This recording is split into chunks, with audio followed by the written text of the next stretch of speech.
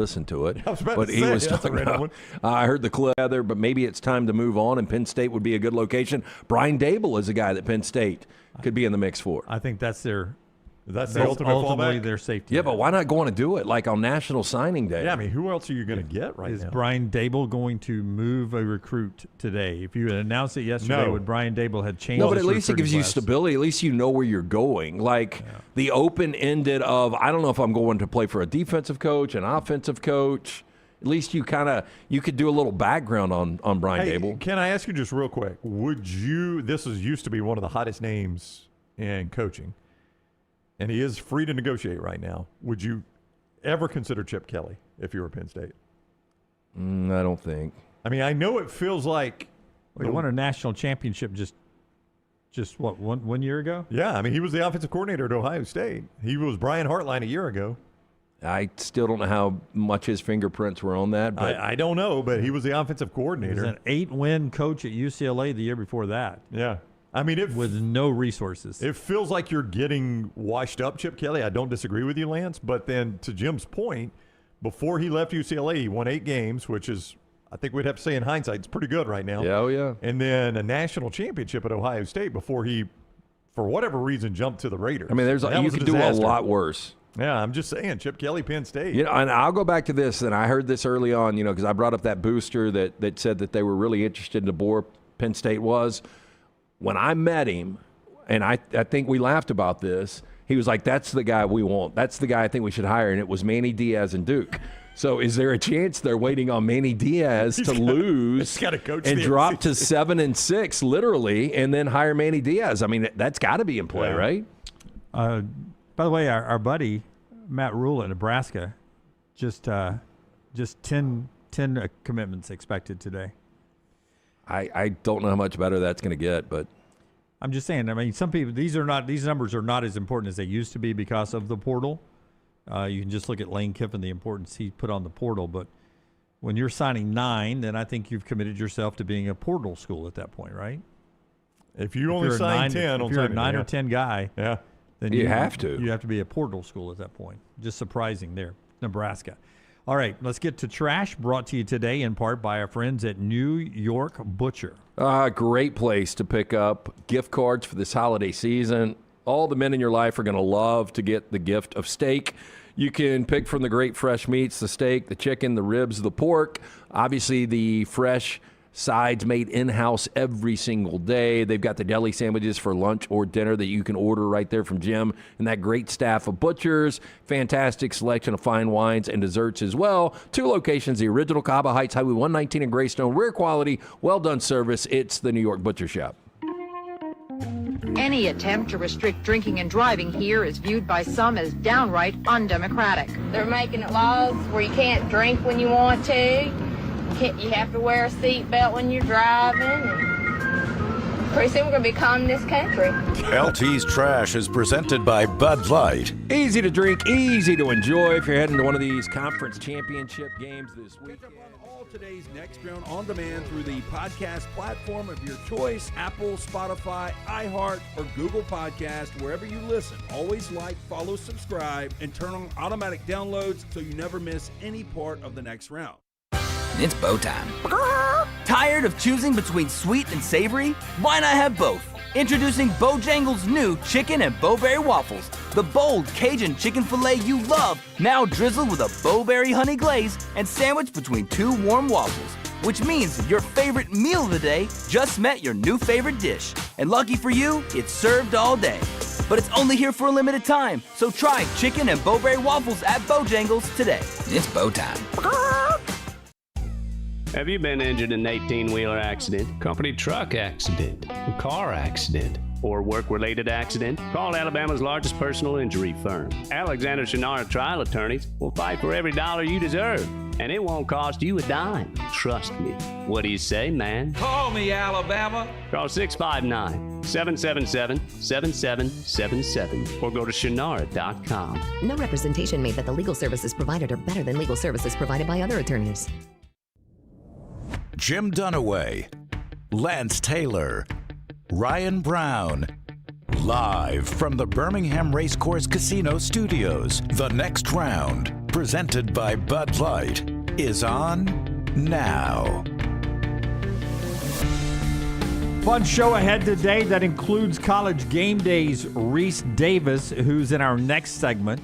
The always entertaining Mick Gillispie joins us in studio, hour number 2 to start off the show. Dan Orlovsky in hour number 3 coming up to talk about the NFL, which gets going tonight. Cowboys and Lions, 7:15. LT was right about being the most watched game on Thanksgiving last week. Kansas City and Dallas, numbers came out, 57.2 million, beating the old record for the most watched regular season game of 42.1 million. A cool little 15.1 million difference there. That's insane. Hey, this is, a lot of people view that as an elimination game, and, people are still talking about Kansas City's got to win this week against the Texans. But you really start to look at what this game means tonight with how crowded. I mean, your last team in the NFC playoffs is San Francisco at 9-4. So if either Detroit was to drop to 7-6 or Dallas drops to 6-6, it looks like those teams are done. Yeah, playoff game atmosphere tonight. Amon Rosh St. Brown questionable with an ankle injury for that game tonight. Speaking of TV ratings from Thanksgiving, after that Kansas City-Dallas game on CBS, you were talking, everybody's still in football mode.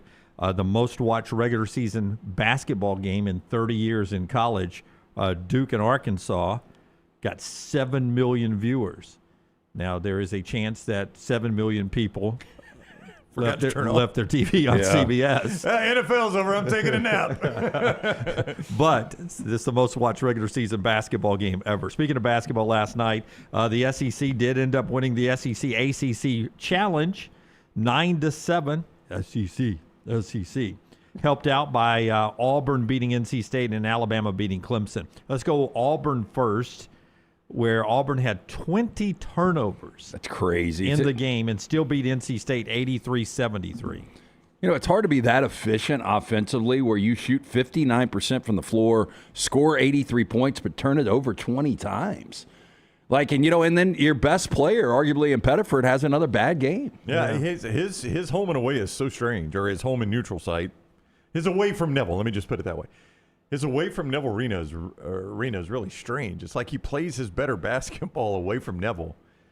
And I don't understand it. It's they call him primetime Pettiford. Maybe these games away from Neville are bigger games, and that's when he turns it on. I don't know. I don't know how good NC State's going to be. We all respect Will Wade as far as what he can bring in and what he can do ultimately as a head coach. But I mean, this has got to be something positive for Stephen Pearl to build on. With Pettiford struggling, turning it over 20 times, and still winning by double digits and being very, very efficient from the floor. Keyshawn Hall and Kevin Overton. Overton had a career-high 29. Keyshawn Hall had 28.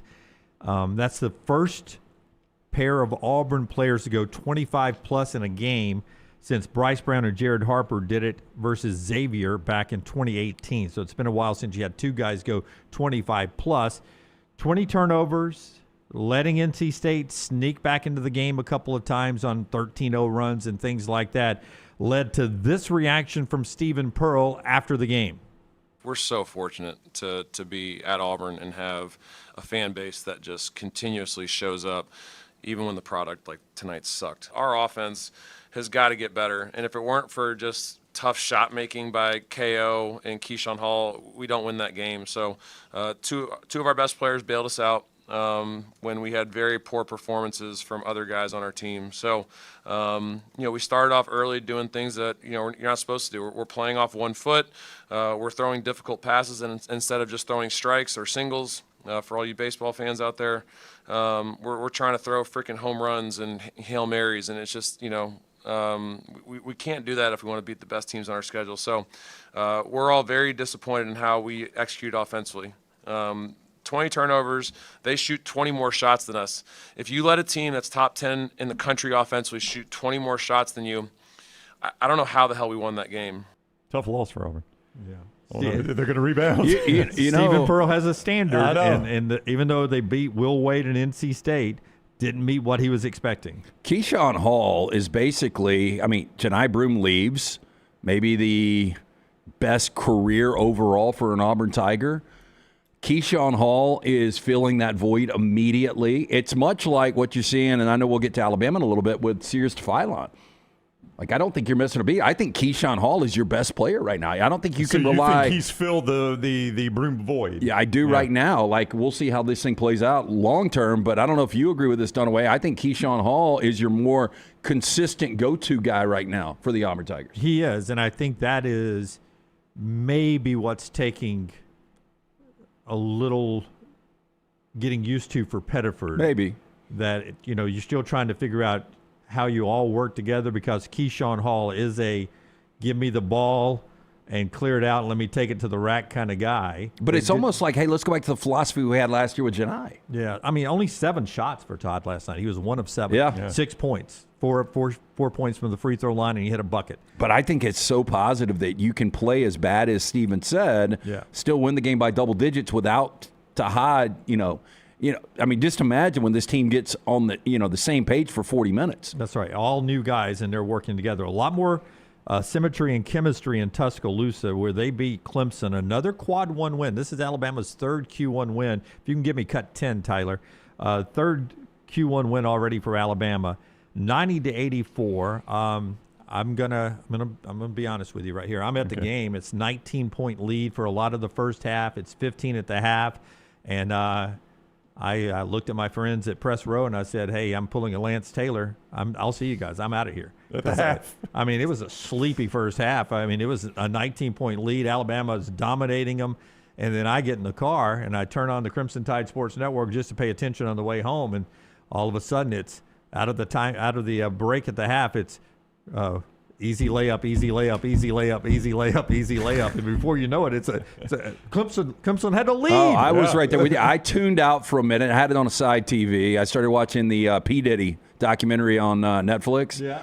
And then I couldn't even make it halfway through it because I had to flip it back over because the game got – and I just didn't see this from Clemson, how they could make a run like that. And I don't know what the crowd was like early, but it seemed like the crowd was dead even in the middle of that run. What was it, a dead crowd? Well, I mean, it's a big place. I don't have the official attendance. I'd say it was about 10,300 folks. So 3/4 full? 3/4 full. I mean, there was some spacing. Students were there.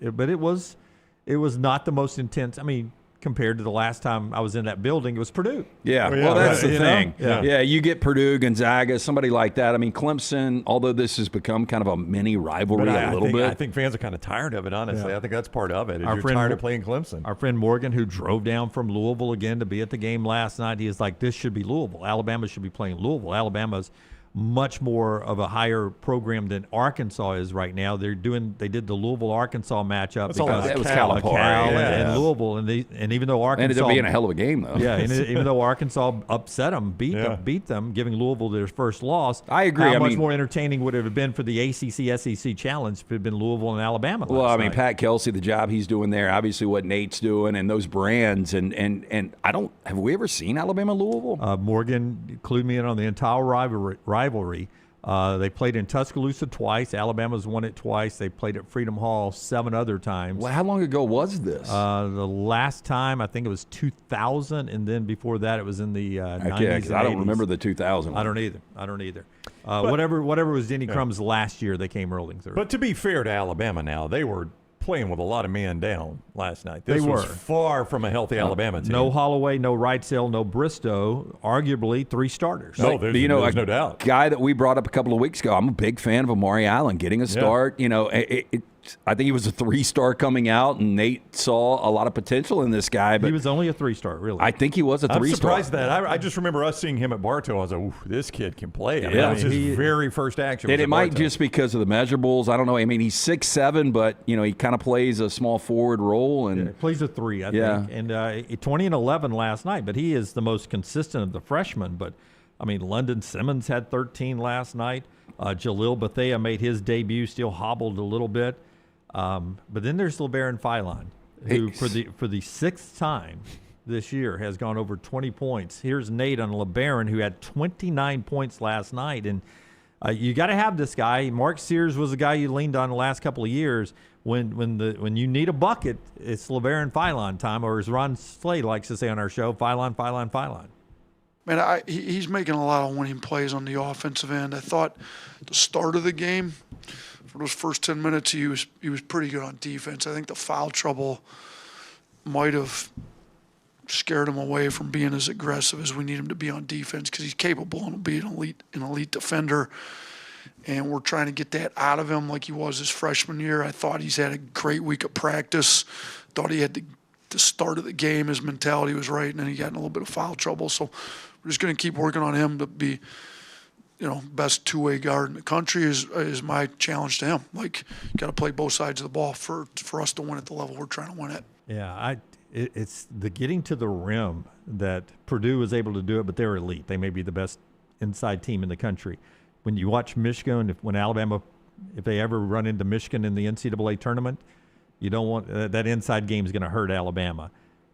Clemson was able in the second half to get to the rim. Their interior defense. They were, and they missed a lot of shots at the rim, and then they missed the free throws down the stretch. I mean, Sherrell had 8 blocks and 10 rebounds, but Phylon, I don't know how you guys feel about this. I don't want to discredit Mark Sears because Mark Sears, you can make an argument much like Janai Broome, the greatest Alabama player, at least greatest Alabama season of all time.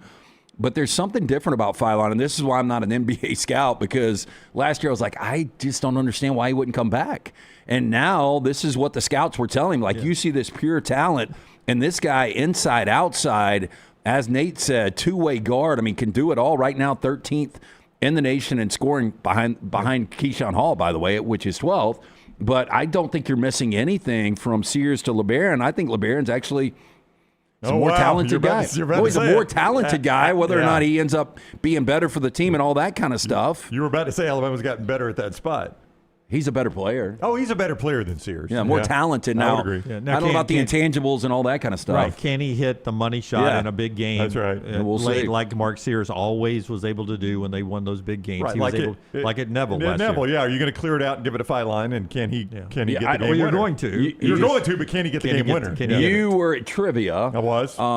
I guess you were in the truck. So I don't know if you saw this, but when they were when he got his 4th foul, Nate was playing offense, defense. I made it home by then. Yeah. Okay, subbing him out. Did you see him he was like, he wanted the timeout because he wanted to get back into score more. Yeah. He really did.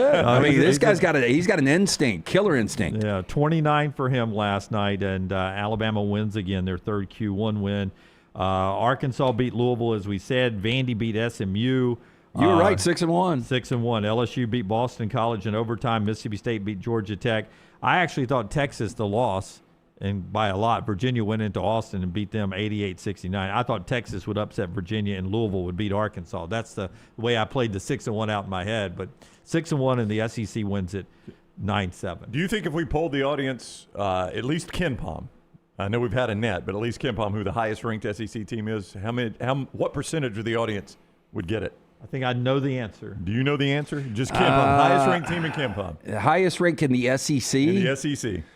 I would say right now, I think a lot of people would jump to Alabama. I'm going to tell you they're number 7 in the KenPom. I'll just tell you that.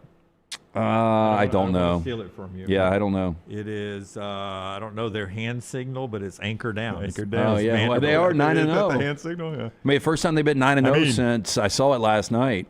Connecticut is 6. Arizona is 8. Vanderbilt is 7. We had Vanderbilt minus the 11 last night, by the way. Yeah. Hey, by the way, December 13th, Alabama, Arizona, 8:30 here at Legacy. Arizona's where? 8th on KenPom? They are 8th in KenPom. Alabama's 14th today. Yeah, and I don't know where they are in the AP or the net. I had it yesterday and did bring that sheet back with me today, but it is it's a big game for Alabama again. Another, obviously, quad 1 win that will hold up throughout the year because Arizona's national championship good. If you want to go see good basketball, December 13th, Bama and Arizona, 8:30 down at Legacy. Get your tickets wherever you get your tickets always for those events. I think that's the CM Newton Classic this year. I think that's the labeling on that. All right, all of that basketball. There's the KenPom rating. Michigan, who has just annihilated everybody. When you can move Yax Lindenborg, used to play at UAB, out to where he's playing on the perimeter at that size. Because he's not the biggest guy on the floor. Yes. You think a lot of SEC teams are like, why in the hell did we not offer exactly what Michigan did? Yeah. I don't know what Michigan paid for it. It had to be 7 figures. Oh, yeah, had to. Yeah. Had to. If not, somebody, misrepresented him. Yeah, somebody should have, some SEC team should have got a value deal. Bama at 14th and Auburn at the bottom there is a cool 20 in the KenPom. Way early for that, but basketball has been so good. I'll just make this point real quick. From the field of 68, we've already had 36 ranked versus ranked games this year already. We're just barely into December. Last year, we had 31 for the entire year before we got to the NCAA tournament. Part of that is you can thank the Vegas tournament. I mean, how many ranked versus ranked did you have in that tournament? Yeah, the eras. But just think, before you even got there, Alabama had knocked off, Gonzaga and Illinois and Purdue, and everyone is scheduling like that. So. Yeah. No, I mean, that's great. It's what I hope we continue or get more of in football, but you get a ton of it in basketball. Yeah. It's just like everybody plays everybody in basketball, and they don't really care. Just wait till we get to the premier college football league. It'll be nothing but ranked versus ranked. And relegation? We're going to have relegation? No relegation, but just the blue bloods and everyone else can. Isn't it amazing? Speaking of ranked, and I know we're about to transition to football, isn't it amazing that you've got a Power 4 championship game where you don't have ranked versus ranked? The ACC. The ACC. Yeah. That's sad. Yeah, it is. Before we put a capper on recruiting from yesterday, our show being brought to you by our friends at Odie's First. Brownie, what was the question last night? The question was, which came first, the release of the iPhone or Bitcoin? Release of the iPhone 2006 or 2007. Bitcoin, I got no idea because this is a sucker question here because I probably learned about Bitcoin the last 3, 4, 5 years. And it probably came out in the 90s or something. Yeah. So it was wasn't it the Von Bossel twins or whatever from Social Network? Bossel twins. Whoever the hell they were. The Winklevoss twins. Yeah, I still don't trust the cryptocurrency. Yeah, it's so dumb. I'm gonna say Bitcoin because I know how your mind works. So iPhone was 2006, right? iPhone was 2007. Bitcoin was 2009. So the iPhone barely preceded Bitcoin. Yes, but that's what you learn at Odie. Are you still a big crypto guy? I got some crypto. I've never been big. I know people that are a lot bigger than me for sure, but I've still got some. I'm holding some. Odie's Tavern, great place to go for lunch or dinner. 2 locations. The one that Brown was at last night that I'm normally at with him on Wednesday nights right there in Crestline. The original, the newest location in Edgewood. Great food from Rodney Davis at both. Perfect day. 41 degrees and raining for that chili, that Rodney Davis chili with the grilled cheese on the side.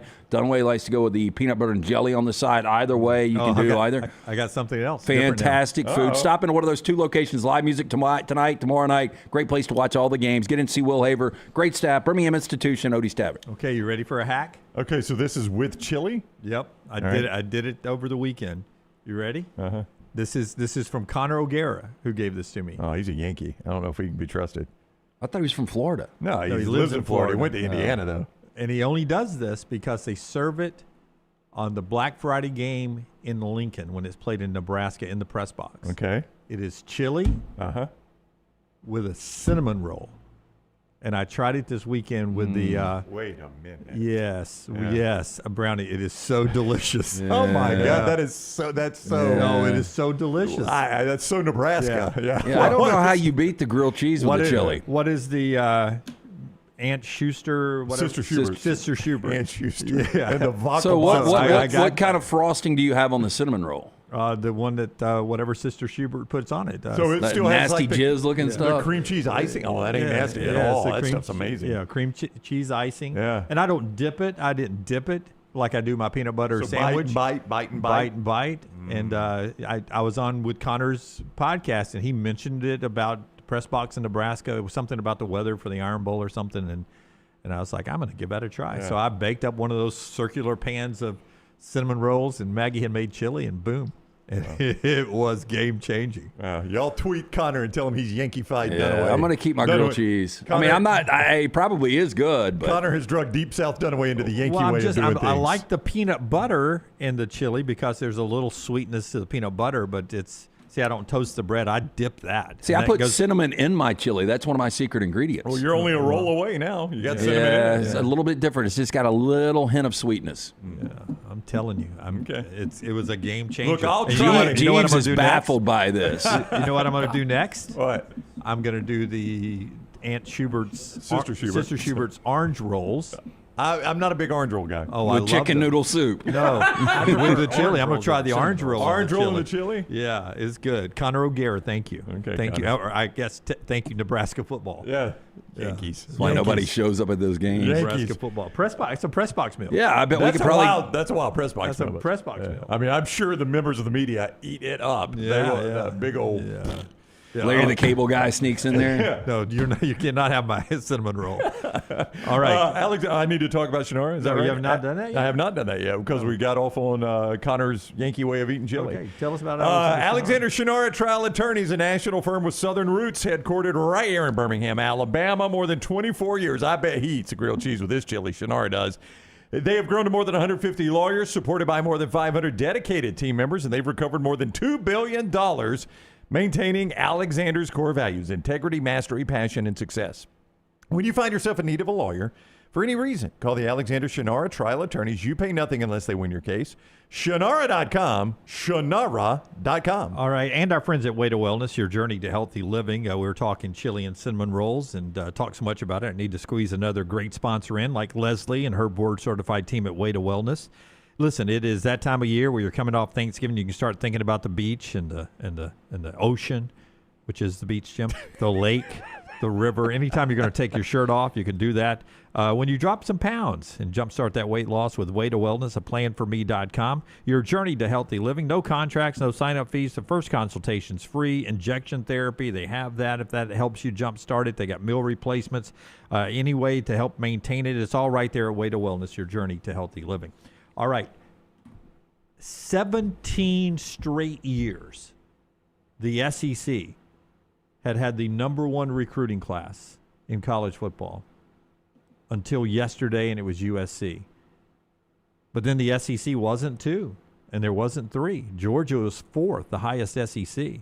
Ohio State was 5th. So USC number 1, Notre Dame, Oregon, Georgia 4, Ohio State 5, Bama 6, Tennessee 7, Miami, A&M, and LSU.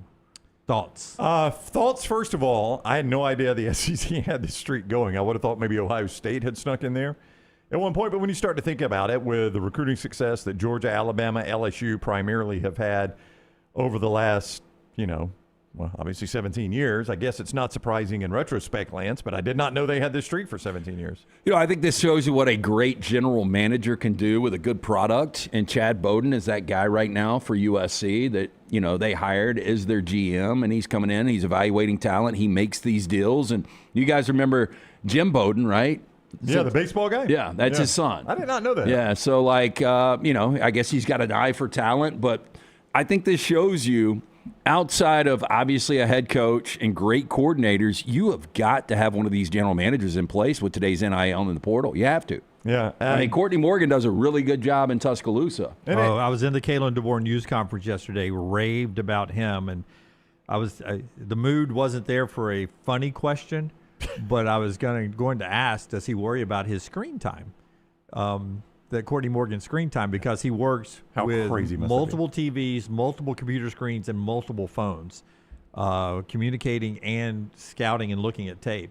And I just wonder what his screen time is for Courtney Morgan and any other general manager who's having to do this. It's got to be bad. Maddie's got a new job where she logs, and I'm not exaggerating, 12 hours of screen time a day. Oof, and so she's got migraines nonstop. Yeah. You get those glasses.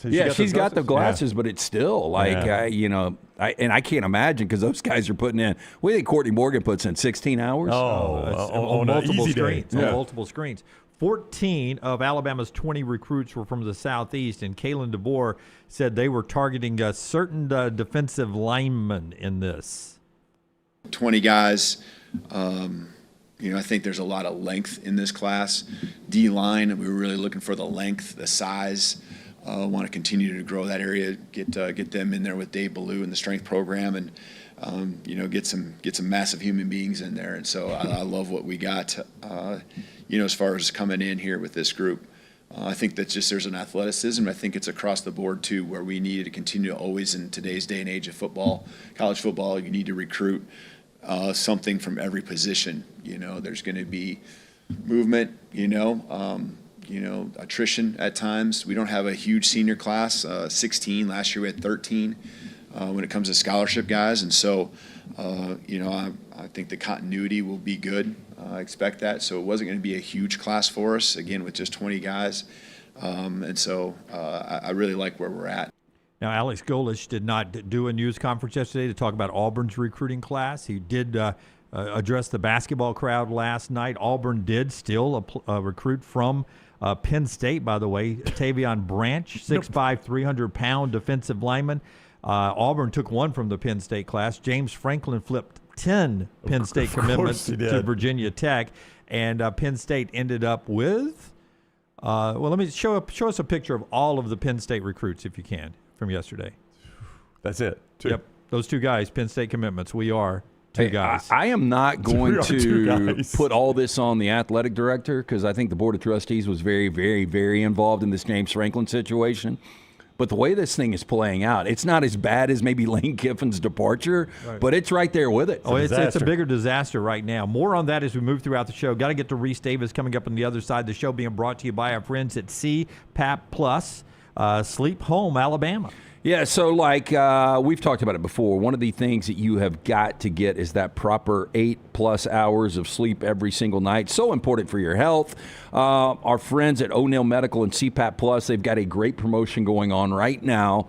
It's the Show Your Score promotion. Just stop by one of their locations in Birmingham, Pelham, Trussville, Inverness, Highway 280. No appointment needed. Show your ResMed My Air Sleep Score, and you're automatically entered to win a brand new ResMed Air Mini Travel CPAP worth $900. The Show Your Score raffle runs through December 31st, 2025, so don't miss it.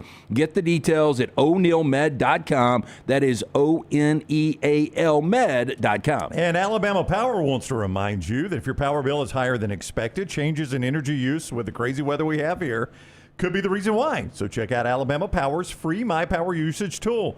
It helps you track how much energy you're using and when you're using it. So it's a great way to spot patterns and avoid surprises on your bill. Plus, Alabama Power offers easy tips to help you save. See those at alabamapower.com/mypowerusage to learn how to manage your usage and keep cost in check. Rece Davis is next. Follow LT on Twitter at @TheLanceTaylor. Have you been injured in an 18-wheeler accident, company truck accident, car accident, or work-related accident? Call Alabama's largest personal injury firm. Alexander Shinara Trial Attorneys will fight for every dollar you deserve, and it won't cost you a dime. Trust me. What do you say, man? Call me, Alabama. Call 659-777-7777 or go to Shinara.com. No representation made that the legal services provided are better than legal services provided by other attorneys. Hey, Lance Taylor from the Next Round to tell you about one of our favorite places for breakfast, lunch, and dinner. That is Hamburger Heaven since 1982. Hamburger Heaven has been serving Birmingham's best hamburgers, cheeseburgers, French fries, hand-spun milkshakes, and sandwiches made fresh to order. All of their ingredients are fresh and prepared daily. This includes their beef, always fresh, never frozen, hand-pattied each and every day. For breakfast, lunch, or dinner, visit any of the 4 locations, Highway 280, Irondale, Gardendale, and Homewood. This hour of The Next Round is presented by the Birmingham Racecourse Casino, now featuring 7 days of giveaways with your chance to win a share of up to $125,000. The more you visit the Birmingham Racecourse Casino, the more chances you have to win. When you crave activity like we do, you belong in the Roback family. Get the best golf wear, hoodies, and activewear for men and women at Roback.com. Use promo code TNR20 to get 20% off your order. That's Roback.com, promo code TNR20. Hey, let me tell you about our friends at Urology Centers of Alabama. Compassionate and comprehensive urological care with 35 physicians, 17 locations across Alabama. Their patient-centered approach to all of your urological needs. Remember, they've got that new men's health center. It is beautiful, helping men with a wide range of sensitive male issues in a comfortable environment. You can always go online, visit urologycentersalabama.com, schedule an appointment with one of their many urologists today.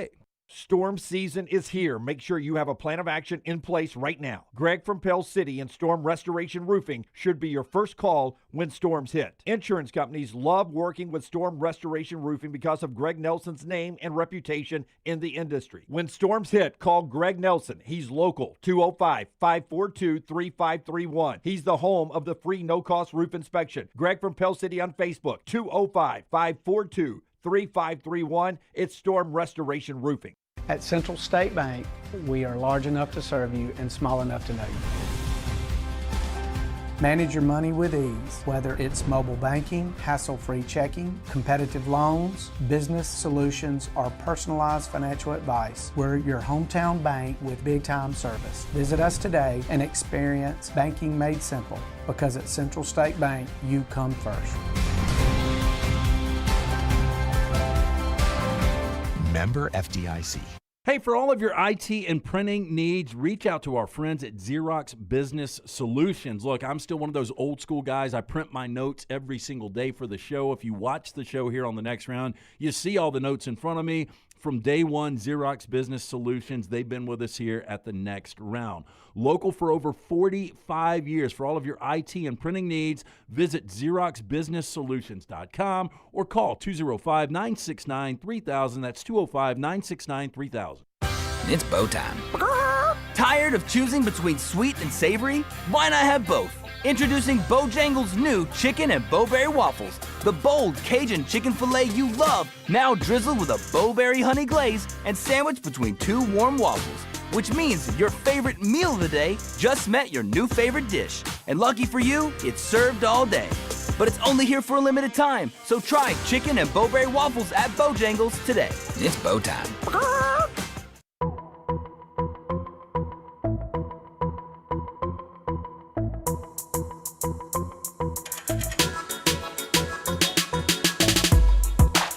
On our way to talk to Rece Davis. By the way, Brownie, if you want a pair of tickets for the SEC Championship, pretty easy to get right now. Yeah, you can go to our social media and our friends from Baumhauer's. Bob's giving away his personal tickets. These His are Bob's, personal right? tickets, yes. Yeah. He is skipping out on Alabama, Georgia this weekend. I had a nice conversation with the mayor of South Beach yesterday, but he's giving those away, and we've got a unique way that we're actually letting people show how much they love the next round. That's right. You can show us your Spotify or YouTube Wrapped and show us where we rank in there when we're right up there at the top, and you share it and tag us in the social media post. You are entered for the tickets. We'll give those away so you can go to the SEC Championship. Perhaps you'll run into one of the celebrities there, like Rece Davis, host of Game Day. He'll be there, and he joins us now on the Alexander Shinara Trial Attorneys Hotline. Welcome in, Rece. How are you today? I'm doing great. How are you guys? We're doing wonderful. Thanks a lot. I mean, we go all year, and you think maybe Ole Miss sneaks in there, maybe Texas A&M. It's Alabama, Georgia again. I mean, this is just what the SEC Championship game has become. It's really a remarkable accomplishment. Now, I think the thing you forget is this is, in a lot of ways, this is like the Big 12 last year. You had the four-way tie, and, you had two teams come out of it with the tiebreakers. So, it is pretty remarkable accomplishment that these two have met as often as they have, and even more so that Alabama's had the dominance that it has had against Georgia. So I think it'll be a really compelling theater on Saturday because Alabama is, on the bubble. And I know there's a lot of talk about whether you should fall out in a conference championship game and all of that. But a lot of that, I think, is going to depend on how the game's played and how the committee reevaluates over the weekend. So if BYU does beat Texas Tech is where it gets really, really interesting, Rece. If that scenario played out and Alabama was to lose by 14 plus points, do you think there's a possibility the committee goes, you know what, we're going to put Notre Dame and Miami in where we avoid that conflict and that debate? BYU and Texas Tech are obviously in, and Alabama's going to be the odd team out. I mean, it seems crazy that we live in a world, and we've talked about this, and I'm sure you have, where you've technically got the number one seed in the SEC championship, where we've got a conversation they could possibly be out from losing this game. It seems ridiculous and absurd, but you have a glut of teams that are very similar right now. I don't think it's likely, but I think it's possible. Is that a fair way to put it? Sure. And you'd have to do math there too, because if BYU wins the game, like right now, Notre Dame's 10, right? So if BYU wins, that would only knock out one team, and that would be, and then in your scenario, that would only knock out Alabama. They would still have a Notre Dame-Miami decision to make. True, yeah.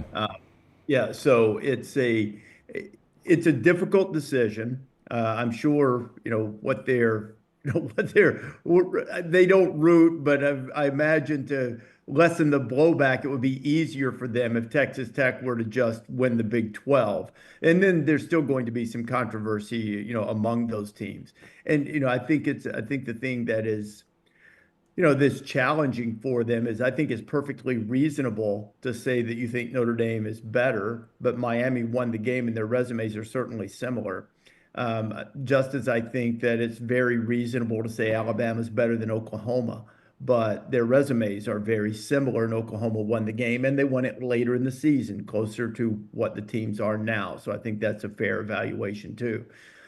So to answer your question shortly, which is impossible at this point, I don't think it's likely.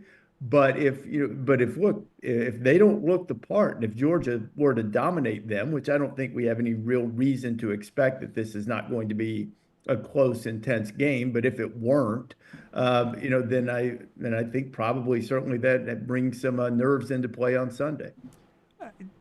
You do a wonderful job on that selection show, and would it be better if they just didn't do the interview afterwards? I mean,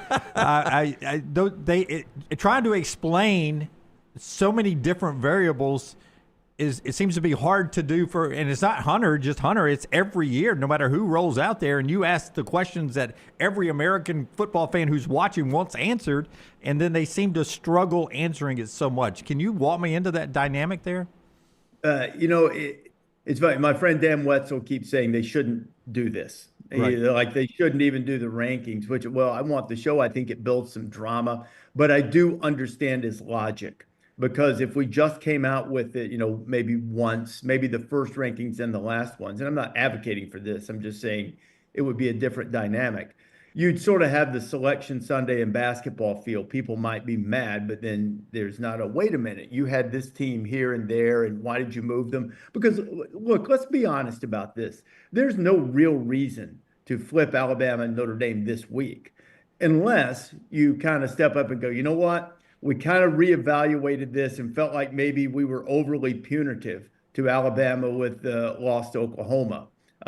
Or say, look, we had some questions about Alabama from the beginning due to the loss at Florida State. And then when they lost again, now that puts them on our cut line. All those things are a lot easier to reconcile for people, even if they disagree, than, well, they're not running the ball well. And, well, they built a 17-0 lead. Well, they lost that too.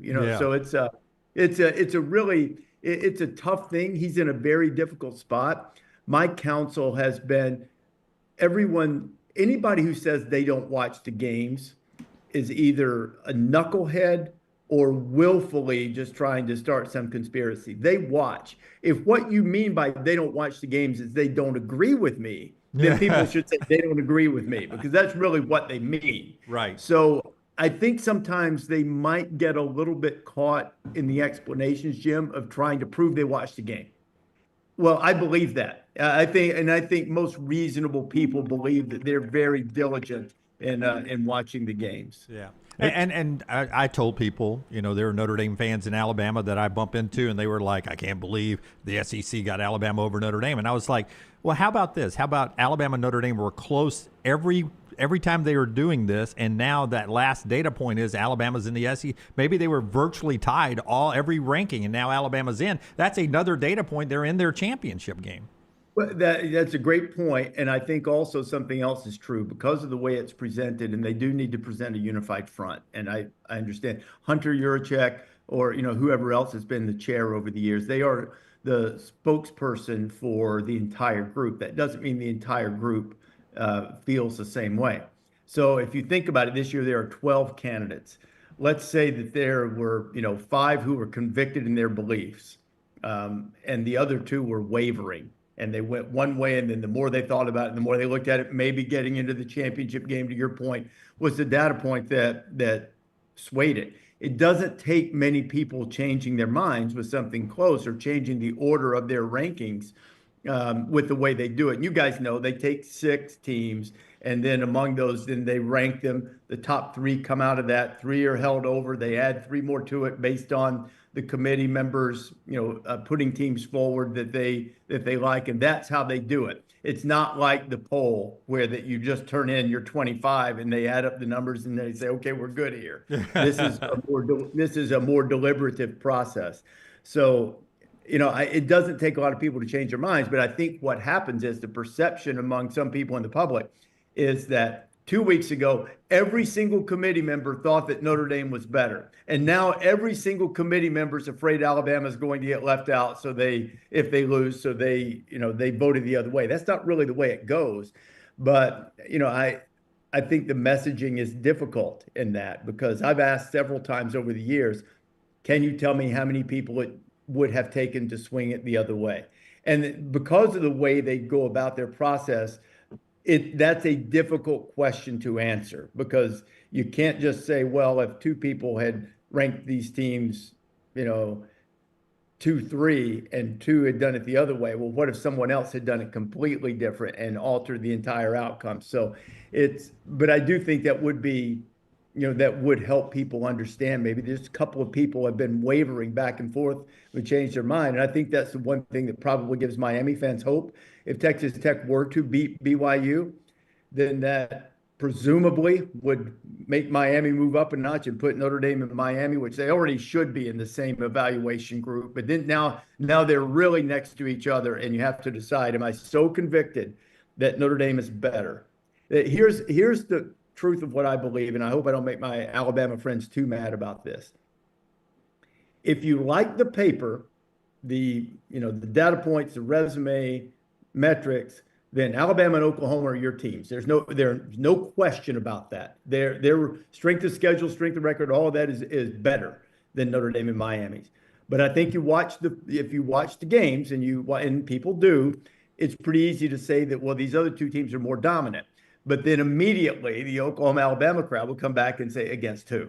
So, it's a very difficult process. And unlike last year, where I felt like they ended up filling up the field with teams that were less objectionable than other ones, this year they have a lot of teams that are pretty much the same, and there are no right or wrong answers. There's just going to be better answers and worse answers, perhaps. ESPN's Rece Davis is with us. Game day will be from Mercedes-Benz Stadium. Do you know if you guys are inside or outside, Rece? I mean, I know you know We're this. inside. Inside, okay. We're inside. We've abandoned the outside idea at the SEC championship game. That was a difficult proposition for a number of reasons. So long before the game, and there's not a draw like there is when we're on campus normally. So that was that. And then also the year that we got chased inside by the inclement weather. Maybe we should reevaluate this. Well, it's going to be raining this weekend over there. We're leaving kind of a largely empty area, chased inside by the weather. What if we started inside FanFest? That's where we are. And that's been a good setup for us for the last several years. So there'll be inside fanfare if you're headed over. That is free with your ticket. We'll be on the SEC Legends stage, the three of us interviewing the SEC Legends in that same building. So when game day's over, come over and hang with us while we're interviewing the Legends for the crowd. Dunaway will play the McAfee role. He'll stand in the chair with his shirt off. That's right. And LT will balance my chair so I don't fall. That's right. So, I know the panel, other than McElroy, disagreed with this. I've looked at it. I think I'm on Greg's side here, Rece. There seems to be a path for Alabama to play to a bye here. When you start looking at what would happen with all the outcomes, to me, the reasonable thing is Alabama would be in the top four if they win this thing. Yeah, I mean, I think it'll be close. I sort of fell on Joey and Booger's side on that I think, I'm not going to be surprised if that were to happen, but I sort of think they might wind up 5, but we'll see. That may come down to the other data point, to Jim's point earlier, conference champion, and another data point that they value in the SEC. So maybe they would, then maybe it would be Ohio State, Indiana, presumably in this case, Texas Tech and Alabama if it were to win. So maybe so that might well be it.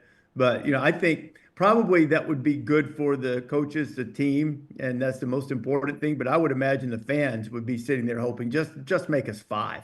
Yeah. 5-12. Yeah. I think any fan base would say, can we just be 5 or 6? That'd be like the greatest thing ever.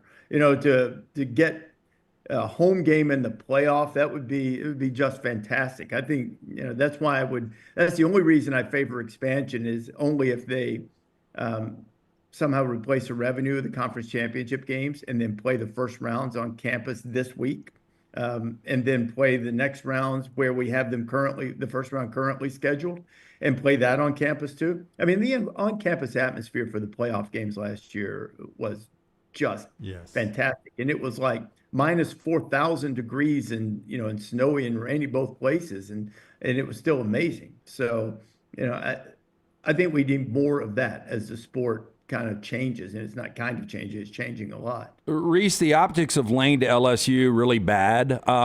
Is Penn State, the way they've handled their whole situation, even worse? I mean, I think the thing is how do they finish? Who do they wind up with? And is it a good fit for them that can give them success? A lot of searches struggle, and this one certainly is. I think they've had a couple of things that they thought were going their way that didn't. I think also you see the one thing, there's danger in anything you do, right? LSU made the move early, and then because of that, they ended up getting the coach that they wanted. And perhaps they would have gotten him if they had waited until the end of the season to dismiss Brian Kelly, or maybe they wouldn't have. Penn State, on the other hand, by making its move when it did, signaled to everybody. Everybody knew who they were likely to pursue. And a lot of those guys ended up getting extensions and deciding that they had it pretty good where they were. And so it ended up taking a lot of their viable candidates sort of out of the mix. So I think it all depends on how they end up. There will be probably some outrage and frustration initially, but if the guy wins, that'll all go away. So it depends on how they finish it. They just need to not panic. I really enjoyed you on the Built for More podcast. I was watching that last night, in fact, and I loved what you said about Coach Saban as a communicator. Sitting next to him for 2 years, how difficult is it for him to sit there and watch other people coach right now? Is he totally satisfied, or do you see him scratching, sometimes missing the actual coaching part of it all?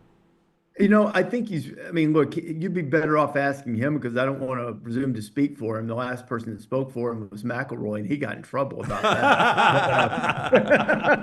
But no, I do think, and he said, I think he really enjoys what his life is right now. I'm sure he misses coaching. You're as good at something as he was at that, and had so much fulfillment from it. I'm sure he misses it sometimes.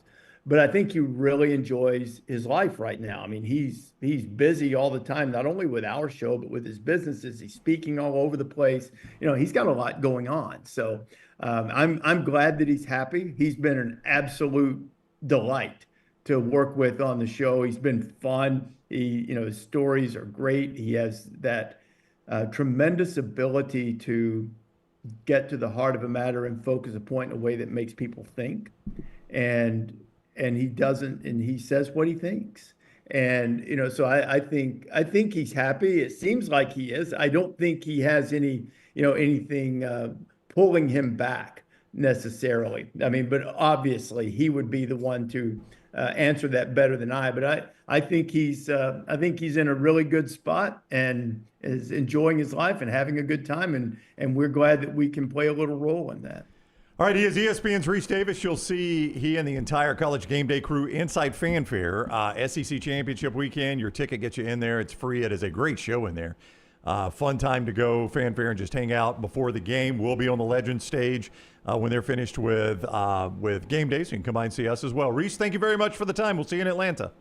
All right, thank you, guys. Have a good day. All right, you too. Good to see you. Rece Davis with us on the Alexander Shinora Trial Attorneys Hotline. And the show being brought to you by Lance's Lock, lanceslock.com, and our friends at Hemp Hill Services. Oh, big game in the NFL, and we've got a 7-star play on the side tonight. It is available at lanceslock.com, where you get a free play every single day as well. It is always brought to you by our friends at Hemp Hill Services. Trust the name. Birmingham has trusted since 1954 for all of your plumbing, heating, and cooling issues. Any of these come up, home or business, they are ready to serve you. Call Adam, Chad, Andrew, the guys there. Tell them the next round sent you. Hard to stop a train. For more information, 205-229-2090 or hemphillservices.com. Hey, if it's a holiday party you're looking to cater and you're looking for maybe a unique idea that nobody else has tried in your group, how about Bojangles? Fried chicken, those great chicken tenders, those Bo Bites, the hand-breaded chicken tenders, right there for you with all the great sides and the biscuits. I'm talking to my dad. I said, "Hey, Dad, what you doing?" He goes, "Well, I'm at Bojangles getting your mother a biscuit." That biscuit every morning from Bojangles for my mom. They are fantastic. That's why she gets one every single morning. So my dad goes and gets her one. You can have those tomorrow morning on your way to work or school as well at Bojangles. Make it breakfast, make it lunch, make it dinner, make it your holiday catering idea for those holiday parties in office or in home, it can always be bow time. All right, so Marcus Freeman gets asked yesterday during his recruiting news conference, because they don't have a championship game this weekend because, as you know, they're not in a conference. He gets asked about being jumped by Alabama in the college football playoff rankings, putting them in a very precarious situation as the last team in.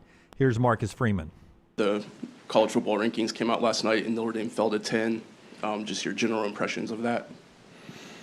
You know, it's obviously you're disappointed, but more so because a little bit of confusion. You're confused in terms of what we could have done differently, right? And why we fell when we won 49 to 20. I think we were up 42 to 6 going in the fourth quarter, and that's the only thing that, and it's not I don't spend time talking about other teams, but it's just like, okay, what could we have done differently? I don't know, right? It's just that you always look for cause and effect. You look for a reasoning why, you know, you go up or you fall. And for me, it was just, you didn't see a great explanation for why we fell when we had a performance we did last Saturday. And so just disappointed, right, that we fell, just because I don't necessarily agree with it.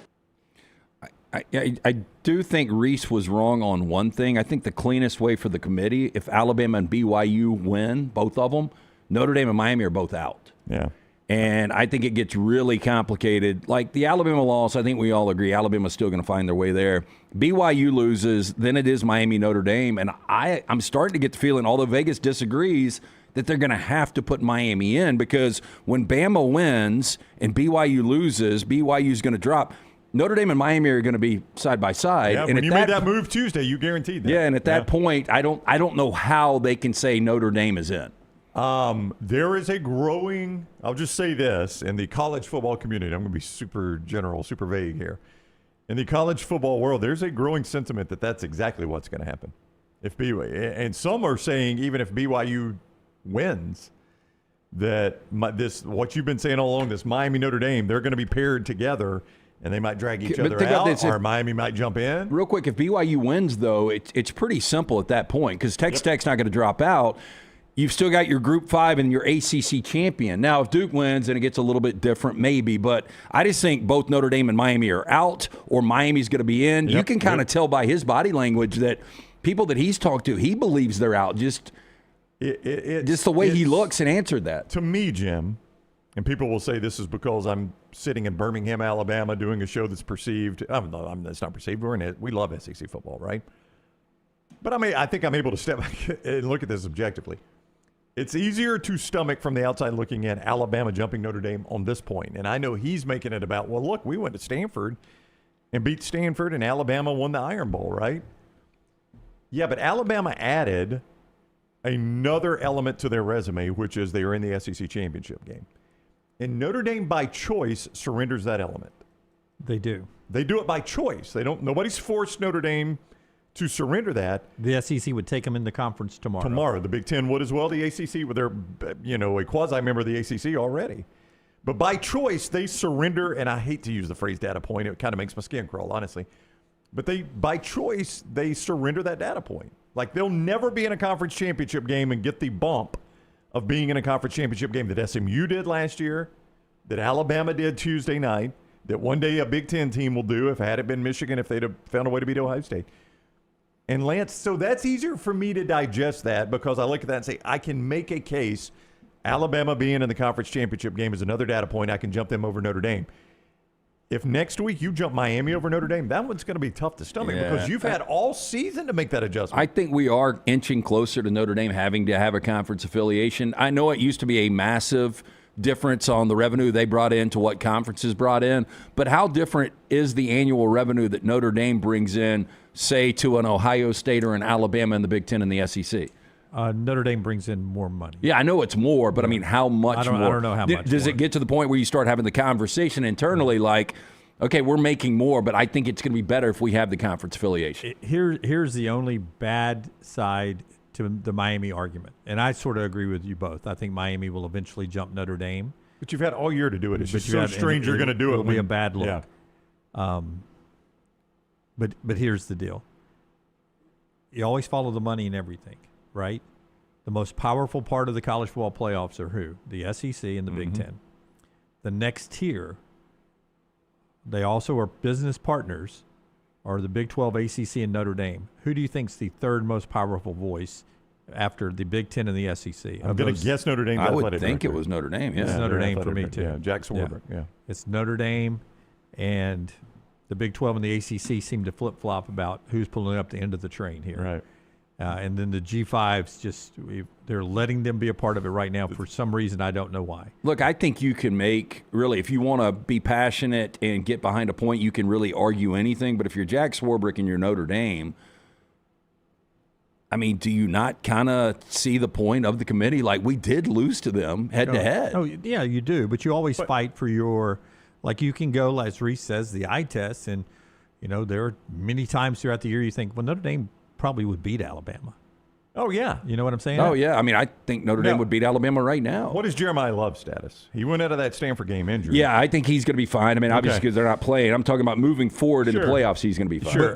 But you've got to, are we going to reward for playing a tough schedule? And then is what we perceive to be a tough schedule really a tough schedule, But I guess just if I'm a Notre Dame fan and you do it next week, I'm like, you have had all season to value that Miami. I don't argue that Miami beat us head-to-head. I watched the game.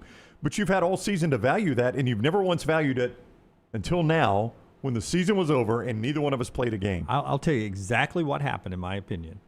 And it's human nature because in history, you often see it repeat itself. The first playoff committee ranking came out right after Notre Dame had won again, and the first ranking came out after what? Miami had lost their second game. Mm-hmm. So there's Miami way down. We ended up as a committee putting them at 18. That's right. And Notre Dame was 10, right? 18 and 10. And Alabama was up at 4. That's right. Yeah. Alabama's not going to lose again, So, we're debating whatever SEC team's going to be around. Notre Dame's at 10. Miami's at 18. You know what happens to Miami this time of year? They always lose. So Miami's going to lose again. We're not going to have to worry about this Notre Dame-Miami head-to-head. And what happened? Miami didn't lose again. Yeah, right. but the difference is that was the thought. Yeah. They were like, they just lost. They're going to lose again. This is Mario Cristobal we're talking about. But since that point, Notre Dame has won by 39, 22, 63, and 29, and they have not moved. They have not. Now, I can make a counter argument to that. You know why? One of those wins. They got that Miami tied to their leg. No, the Miami's keeping them from. But my counter to what you just read to me, one of those wins was a Navy team who rested their quarterback. Yep. Against them. One of those wins was a Pitt team whose own head coach said, "This is not an important game." I mean, I can't not think about those things. I think I'm correct about this. 4 head-to-head opponents. Notre Dame beat Syracuse by a lot. Yeah, 1,000,000-0. Yeah. It's Syracuse. But at that point they knew, but they beat them by more than Miami did. Yeah. And at that point they knew, and I don't know if Miami played an Angeli Syracuse team or not, but that's the difference in that is how in those 4 head-to-heads, Notre Dame has a larger margin of victory in those 4 head-to-heads. But when you break it down, Miami and the other 3, other than Syracuse, beat Pitt by more, and whoever the other 2 were. Miami beat those common opponents by more than Notre Dame did. I hate common opponent comparison. Yeah. To me, just personally, that is one of the worst ways to determine who's a better team is by using common opponents. There's so many variables in a game. Weather is a variable. Location's a variable. Injuries are a variable. Styles and matchups are a variable. I hate using common opponents. Another form of comparison, Miami beat them head-to-head, and now they played 4 common opponents, and Miami's beaten 3 of those 4 by more than Notre Dame has. And Notre Dame, knowing their backs were against the wall, ran the score up on Syracuse. Oh, there's no doubt they did. Was that 70-7? 70 yeah. But Miami ran the score up on Pittsburgh this past week. They did. Because they knew it was a common opponent, and they thought it would help. I mean, the sad reality, Notre Dame and Pitt were just a few weeks before that when Notre Dame beat Pitt as much as they could. Right. Sad reality to me is there's only 8 teams that can win a national championship, and Notre Dame is one of those 8 teams. Miami's not. Do you think that's I don't know why? about Miami. I mean, if Miami, I think Miami's good. I think Miami's good enough I to think win a game or two. I just don't think that they can win the whole thing. And another thing on the eye test, I think Notre Dame and Miami could win it more than Oklahoma could. Oh, I do. Yeah, I would put.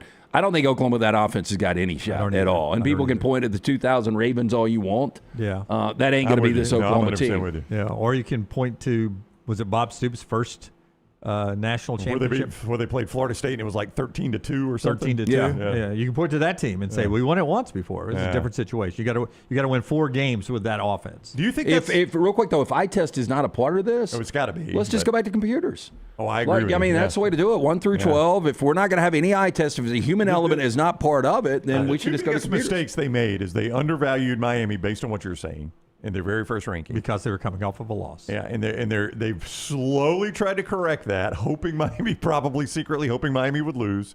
They've slowly tried to correct that, and they overpenalized Alabama for the loss to Oklahoma, and they finally slightly corrected that Tuesday night.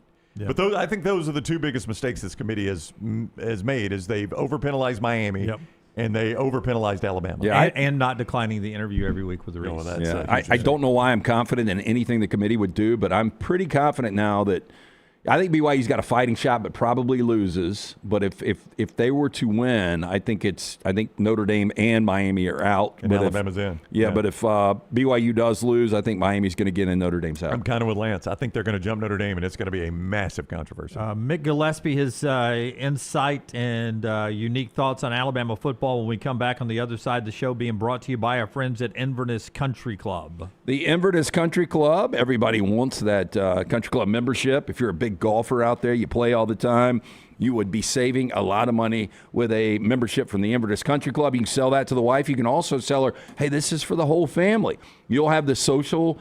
We can go to dinner with friends right there at the club. We can, drop the kid off. Childcare is such a big plus.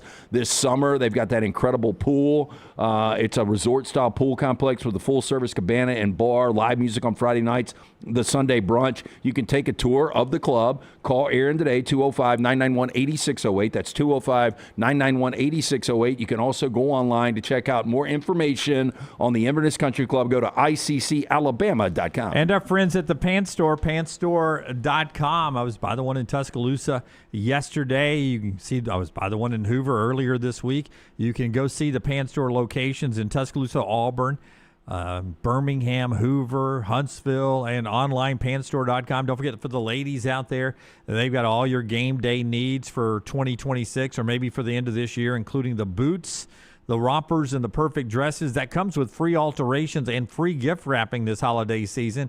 And for the guys out there, you can choose the Alabama or Auburn polos, the hats, the quarter zips, and so much more. Famous name brands like Horn Legend, Cutter & Buck, Antigua, Gentile. Nothing says War Eagle or Roll Tide like the Pants Store. Ship anywhere right now. Pantstore.com, pantstore.com. Follow Scott Forrester on Twitter at ScottForresterTV. Yo, kinfolk, what's good, man? Let me holler at you for a minute. You know how life can be life. You're out there chasing that dollar. Every dollar is accounted for going somewhere. Then all of a sudden, bam! Out of nowhere, a car accident. All I had to do was hit up my people at Alexander Shinara Trial Attorney. You already know when that dude Alex pulls up the trial, he shuts down the litigation situation. Yo, go to Shinara.com. Hit him up at 659-777-7777. Call me, Alabama. No representation that legal services provided are better than any other provider. Hey, let me tell you about our friends at Urology Centers of Alabama. Compassionate and comprehensive urological care with 35 physicians, 17 locations across Alabama. Their patient-centered approach to all of your urological needs. Remember, they've got that new men's health center. It is beautiful, helping men with a wide range of sensitive male issues in a comfortable environment. You can always go online, visit urologycentersalabama.com, schedule an appointment with one of their many urologists today. Next Round shirts, Next Round hoodies, and Next Round hats are all in one place. NextRound.store. Find your favorite piece of gear from your favorite show and put it in your rotation. You never know. You might be in one of our videos showing Next Round gear being worn all over the world. Find all your favorite Next Round gear by visiting NextRound.store. Place an order for you and that big Next Round fan in your life at NextRound.store. Look your best at work, at school, at the stadium, or anywhere you go wearing Next Round gear from NextRound.store. Hey, for all of your IT and printing needs, reach out to our friends at Xerox Business Solutions. Look, I'm still one of those old school guys. I print my notes every single day for the show. If you watch the show here on The Next Round, you see all the notes in front of me. From day one, Xerox Business Solutions, they've been with us here at The Next Round. Local for over 45 years. For all of your IT and printing needs, visit XeroxBusinessSolutions.com or call 205-969-3000. That's 205-969-3000. Twin Peaks is the best in the game. Here, you're in the red zone for every college rivalry and divisional matchup all season long. I mean, where else are the scenic views as good as your view of the game? Only at Twin Peaks, the #1 sports bar. Never miss anything from The Next Round when you listen on demand through the podcast platform of your choice. Apple, Spotify, iHeart, or Google Podcasts. Wherever you listen, always like, follow, subscribe, and turn on automatic downloads so you catch every part of The Next Round. Listen anywhere in the world at any time on the Next Round podcast feed and support the show by following, subscribing, and turning on automatic downloads on any podcast platform. Thanks for always making The Next Round a big part of your day. Remember the name Way to Wellness if you're battling weight loss in your life. I'm Jim Dunaway from The Next Round. There was a time I was over 216 pounds until Way to Wellness helped me lose 45 pounds, and now for over 2 years, they've helped me keep that weight off. Here's their website, aplanforme.com, aplanforme.com. That's a great name for a website because there's no cookie-cutter plan. Everything is designed specifically for you. No contract, no sign-up fees, and your first consultation is free at Way to Wellness. It's bow time. Tired of choosing between sweet and savory? Why not have both? Introducing Bojangles' new chicken and bowberry waffles. The bold Cajun chicken filet you love, now drizzled with a bowberry honey glaze and sandwiched between 2 warm waffles. Which means your favorite meal of the day just met your new favorite dish. And lucky for you, it's served all day. But it's only here for a limited time, so try chicken and bowberry waffles at Bojangles today. It's bow time. Jim Dunaway, Lance Taylor, Ryan Brown. Live from the Birmingham Racecourse Casino Studios, The Next Round, presented by Bud Light, is on now. Hour number 2 of the show brought to you today in part by our friends at Urology Centers of Alabama. Your opportunity to jump in and stay on top of your health, guys, with a company that's been part of the Central Alabama fabric for over 70 years. 70 years of doing business with 16 locations now. Urology Centers of Alabama, 205-930-0920. 16 locations, the great urologists that have been working there, from prostate health to kidney stones, vasectomies, and everything in between. UrologyCentersAlabama.com, UrologyCentersAlabama.com, or 205-930-0920 to make an appointment. And our friends at Twin Peaks. You know, it wasn't long ago that we were heading over to the Buckhead location of Twin Peaks to do the SEC Championship game show. That location, if you're heading to Atlanta this weekend for Alabama, Georgia, you've got it right there. Obviously, location right here in Birmingham, locations all over the South. No one does happy hour like our friends at Twin Peaks. Whatever your preference, everything from the tequila cocktails, extensive bourbon category, to top shelf spirits and cocktails served over the ice balls. They've got local craft beers, handcrafted whiskey cocktails, and don't forget about the signature 29-degree drafts served by those Twin Peaks girls running around in 3D. Stop at one of those locations for Detroit and Dallas tonight. It is Twin Peaks. All right, Mick Gillispie is with us Mick now. Gillispie is, in fact, with us. The title chase is the most recent video he and Jay Coker have up. Alabama, Georgia, SEC Championship. You can get that weekly, 2 times a week, right here on our channel. And then the postgame show right after the SEC Championship game. In fact, many times before the clock even hits 0, Mick is already up and cooking. So set your alerts. Make sure you have subscribed on our YouTube channel and set your alerts so you know when we're live at all times, especially with the post-game show. And last call. What is up, Mick? How are you? What's up, man? Thanks for coming by. Hey, one thing I'll never understand in my life is the Grateful Dead. And I know you're a big Dead guy, but you've got like a Grateful Dead / Cub Bear playing a guitar. I didn't make this. The Cubs did Chicago Blues this year, but it almost seemed like it was made for me. But do you think there's Every any Friday they would have like these uniforms at home? Can you do like a cold beer at a game is awesome. I've never done acid. I brought this up, but do you think there's people that do acid like at baseball games? Who was the pitcher? Mark Friedrich? Doc Ellis. Doc Ellis. Doc Ellis, yeah. He was on heroin. LSD. He was on heroin. You don't think you could pitch on heroin? No. But for the record, I've never done acid. Yes, right. Throw that out there. Yeah, I've never done heroin either. But me neither. I just think that's an interesting collaboration between the Cubs and the Dead. Yeah, I love it. Well, it was actually just the Cubs and the Chicago blues scene. You know, like Sweet Home Chicago and all the blues music that was in Chicago. And, you know, I've got my Cubs channel and been part of the organization for a long time. And when they did this, I was like, wow, that's crazy. I mean, it was almost like it was made for me. You know, this is like the old school Bear, and then he's playing a guitar. But they wore these uniforms for their, like, Friday home games, you know, the only day games in baseball.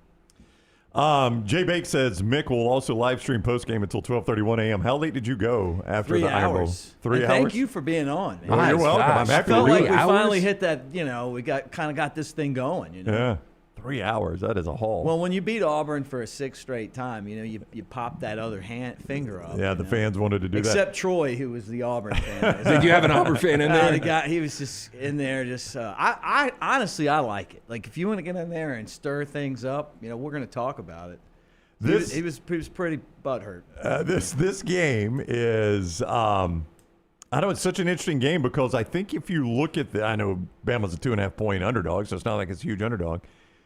But if you look at it, there are a lot of arrows that would point at Georgia breaking the streak, but then there's a streak for a reason. I mean, it's been kind of weird the way this thing has gone. Yeah. I mean, it's tough to beat a team twice, too. You know, the year they finally did beat us, it was in the national championship game. I mean, we played well, and then, you know, when Williams got hurt, it just kind of killed the game for us. But it's tough to beat a team twice.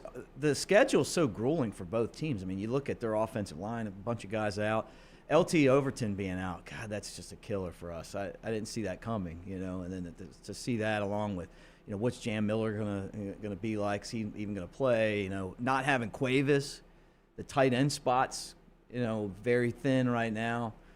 And then to think that, like, Bama won against Auburn and Ty Simpson didn't throw for 150 yards, you know, he had the defense in his face. And I go back and watch it, and I thought he actually played a little better than we thought on the postgame show. You know, it just didn't have a lot of time, but he didn't throw any interceptions, turned the ball over. So Bama's historically, though, played great in Atlanta. And I don't really know why.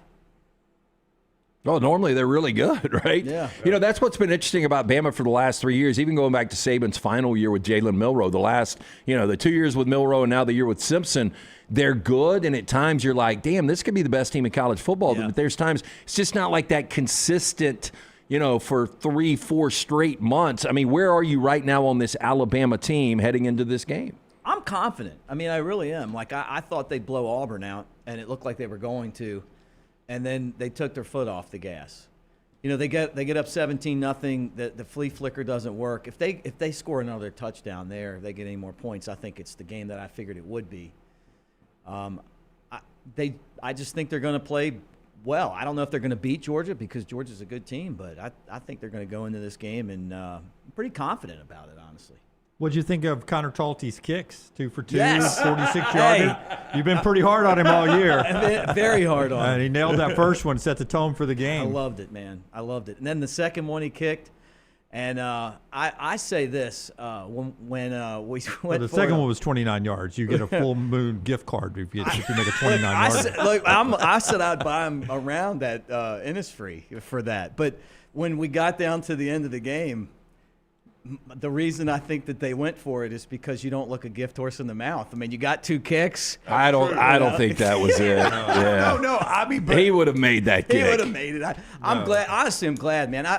I'm not pulling against him, but you know, at this, it's not like these guys aren't getting paid now. No, the amazing thing, I was more surprised they rolled him out for the 45-yarder than them going for it on 4th and 2. I was about to say the same thing. Like, I've found this week that I'm in the minority and thinking the 4th down call was the right call. I didn't like it, but I could have been influenced because I had Auburn plus 5.5. That might have influenced you. But I couldn't believe it. But I'm with Lance Dunaway.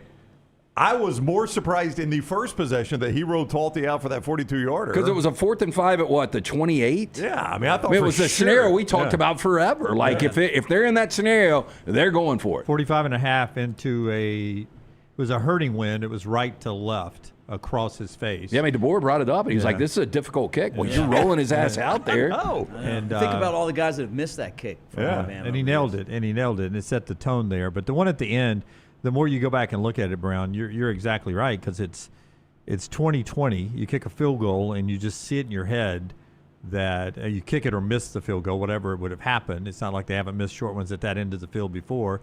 It just sets up for them going down the field and winning the game either with a field goal or a touchdown to make it 27-23 or 27-20. When you scored the touchdown to make it 27-20, at that point, the outcome. You control the outcome. Yep. And that is the thing I love most about Kalen DeBoer and Ryan Grubb, is the fact that they are guys who go and try to win the game offensively. They try to put it in the players' hands, and I think Ty Simpson's the best player on the team, and they trusted him instead of everything else. I don't know if you heard Rece Davis a minute ago, but he was talking about these first-round games on campus, how exciting they were last year. And I agree. I mean, we've always talked about, and how amazing would it be if Alabama was able to host one of these games. Now, we all agree that if Alabama wins this game on Saturday, they're going to get a bye. Yeah. If they lose, is there any way they can get a home game? I don't think there is. I mean, the only way they get a home game is if they win and they don't get the bye, right? Well, if they lose, there's no way they get a home game. No, Alabama's the only school that their ops people, travel people are having to prepare for 4 scenarios. And there's no other school in the country that's having to prepare for 4 scenarios. What are they? Alabama's the only school that is preparing for a bye, for hosting a game in the first round, which if you win the SEC championship and do the Rece scenario, come up just short, then you're hosting. Winning the game, probably not going to travel, but if you lose the game still in the playoffs, then you're traveling. And then losing the game and not going to the playoffs, and then you're preparing for a bowl trip, likely to the Citrus Bowl or another bowl. So can you imagine how deflating it would be? They are the only department right now that's having to book hotels or reserve hotels, reserve police force for home game, bye week housing, all that stuff that you're having to do. They're having to do 4 plans inside the inner workings in Tuscaloosa. There's no other athletic department in college football that's having to come up with 4 different plans. First world problems. Yeah, it is. But, I mean, that is quite the spectrum of possibilities. First round bye in the playoffs for the Citrus Bowl. Yeah. I mean, that's a pretty big gap. And it may not even be the Citrus Bowl because Texas could play into there. I can't remember. Wasn't there a rule at one point if you lost the SEC championship game, the furthest you could fall would be the Citrus Bowl, but I think that may have changed. But I mean, I guess this is what we used to have, right? The SEC championship game was a play-in for the national championship. If you lost it, then you were. I mean, there's more scenarios now. There was with no on-campus hosting games. and traveling. Yeah. But it's. I just found that was unique yesterday as I was walking around the building over there. That you've got a group of people that are having to work tirelessly on 4 different plans. And at about 7 o'clock Central Time on Saturday, they will take 3 of those plans and go tear them up because they've done all the work. And that would be my luck. I'd be, okay, Dunaway, you do the travel playoff plan. And you pour your whole soul into it. I've built this whole 35-page booklet and have everything and you've booked. got great hotels, restaurants lined up. And you all buy a Courtney board, just go zzz. Hey, good font, whether you use the Sanskrit. Comic Sans, I don't know about that. Yeah. Hey, if you look at former defensive coordinators, and look, you graduated from Bama, I think, around 2000, is that right? Yeah, in there. So you've been watching this product for a long time, and since Nick Saban took this over, and from Kirby Smart to, guys like Jeremy Pruitt to Pete Golding, who's now a head coach in the league. I know you love that. And then what you've got right now with Kane Womack. I mean, Kane Womack, to me, has done a hell of a job in 2 years, and there's just a lot of people that still, I don't know, for whatever reason, just don't buy into his schemes, but that damn defense is good. Yeah, I'm with you. I like Kane Womack's defense. I don't know enough about breaking down film. I just listen. We don't either. Yeah, like what people that played in the NFL tell me. But I look at scoring defense, That's pretty important. Yeah. But, I mean, like, if they make a couple tackles, like where the guy's in position and just didn't make the tackle, I mean, that's not even a close game last week anyway. Like, they've done so much better than I thought at the beginning of the season, and they've improved each week, and they've kept Alabama's season alive. I mean, it really has been a defense-led team, you know, and the pass rush, they've developed guys that you would have never thought to be stars, like Yanze Pierre, and Bray Hubbard's been so good too, man. I mean, we knew that he was athletic when we saw him throw a fish at the mullet toss, but I mean, did he throw it further than anybody else, or was it awful? Oh, he launched it, man. Oh, did he really? Oh, yeah. Further than Milroe? For everybody. Wow. It was this year. Yeah, but he's got a little neck in him. He's probably jumped a fish or some kind of dead animal before. Yeah, we used to do this in Mississippi. It was like 130 or something. This is a hell of a throw. And then, but I mean, just watching the way that he's flying around after that first game, it really has been impressive. And I think that the Kane Womack people that haven't, everybody has to look at it now and appreciate what he's doing, what the defense is doing. I mean, I saw him catching some grief Saturday night. Really? Yeah.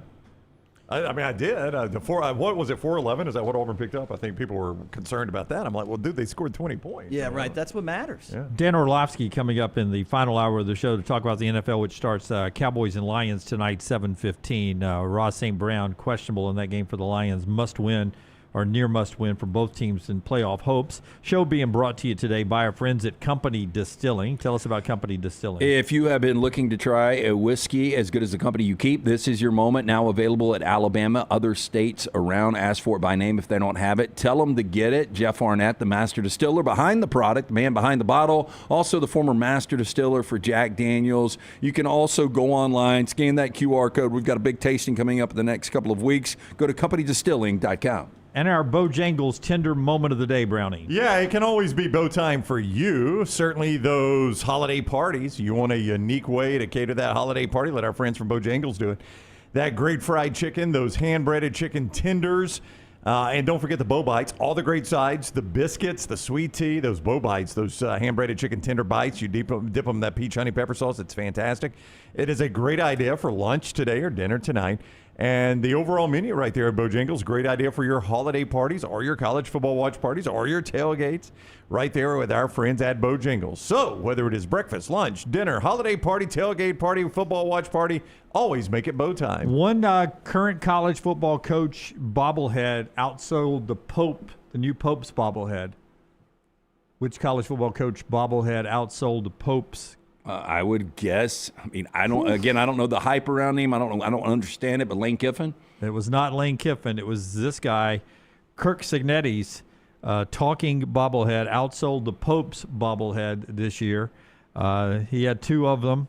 Cignetti's a rock star with Indiana fans, and Google me is what the one on the left says when he's behind the podium. Yeah, that was day one. Google me.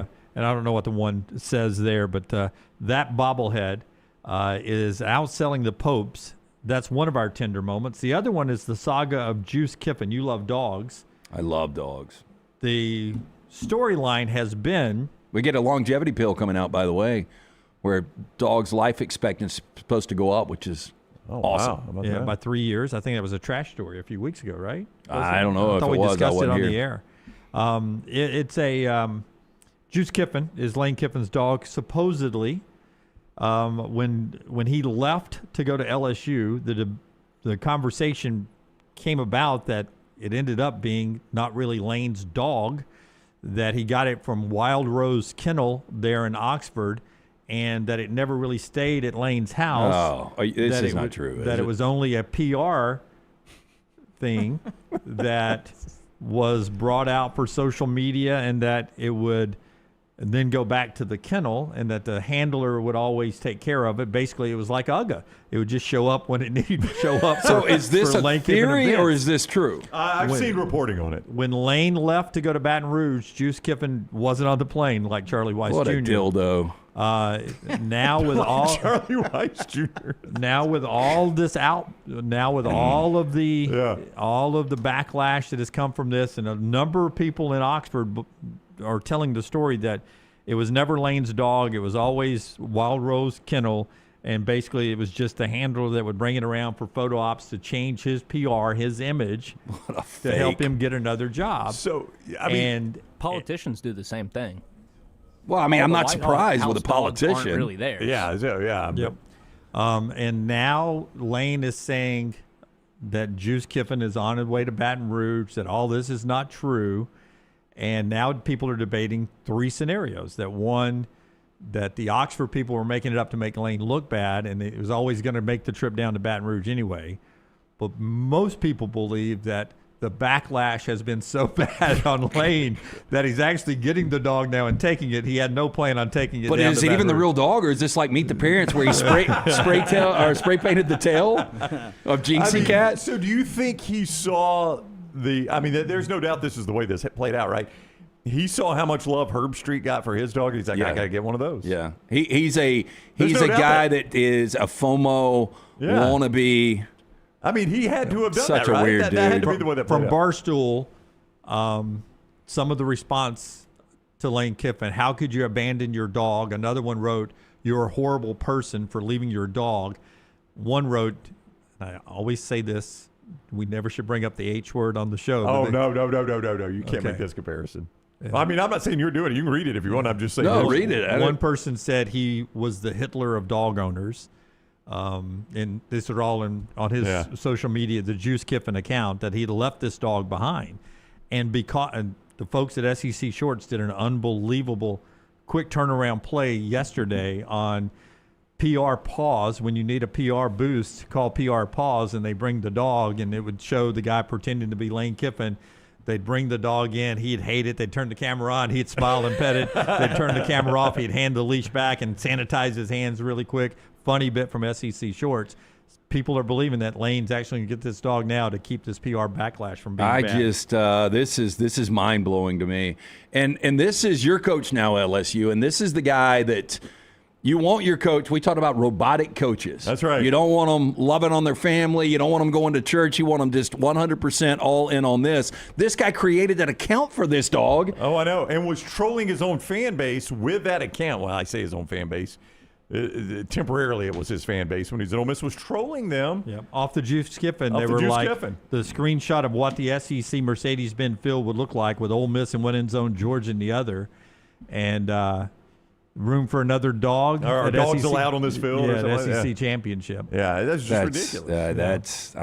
As he knew he was going. By the way, Keith, he's done some bad stuff, but this probably tops the list. I knew that would change the dog aspect. Well, look, I'm wrong on a lot of things. I've always been right on Lane Kiffin. He'll never win a national championship, and this guy is just you called it early. POS. Keith Carter, Ole Miss's athletic director on what's the statewide? No, he was on with Richard Cross on Sports Sports Talk Mississippi, and it was a very good interview. Richard and I think Richard and Keith have a pretty good relationship, so Keith was comfortable. And there's the tweet we were talking about. This was sent Saturday, Friday or Saturday, after the Egg Bowl, and while your coach is supposedly considering leaving you, he's trolling his own fan base with this stupid account. Yeah.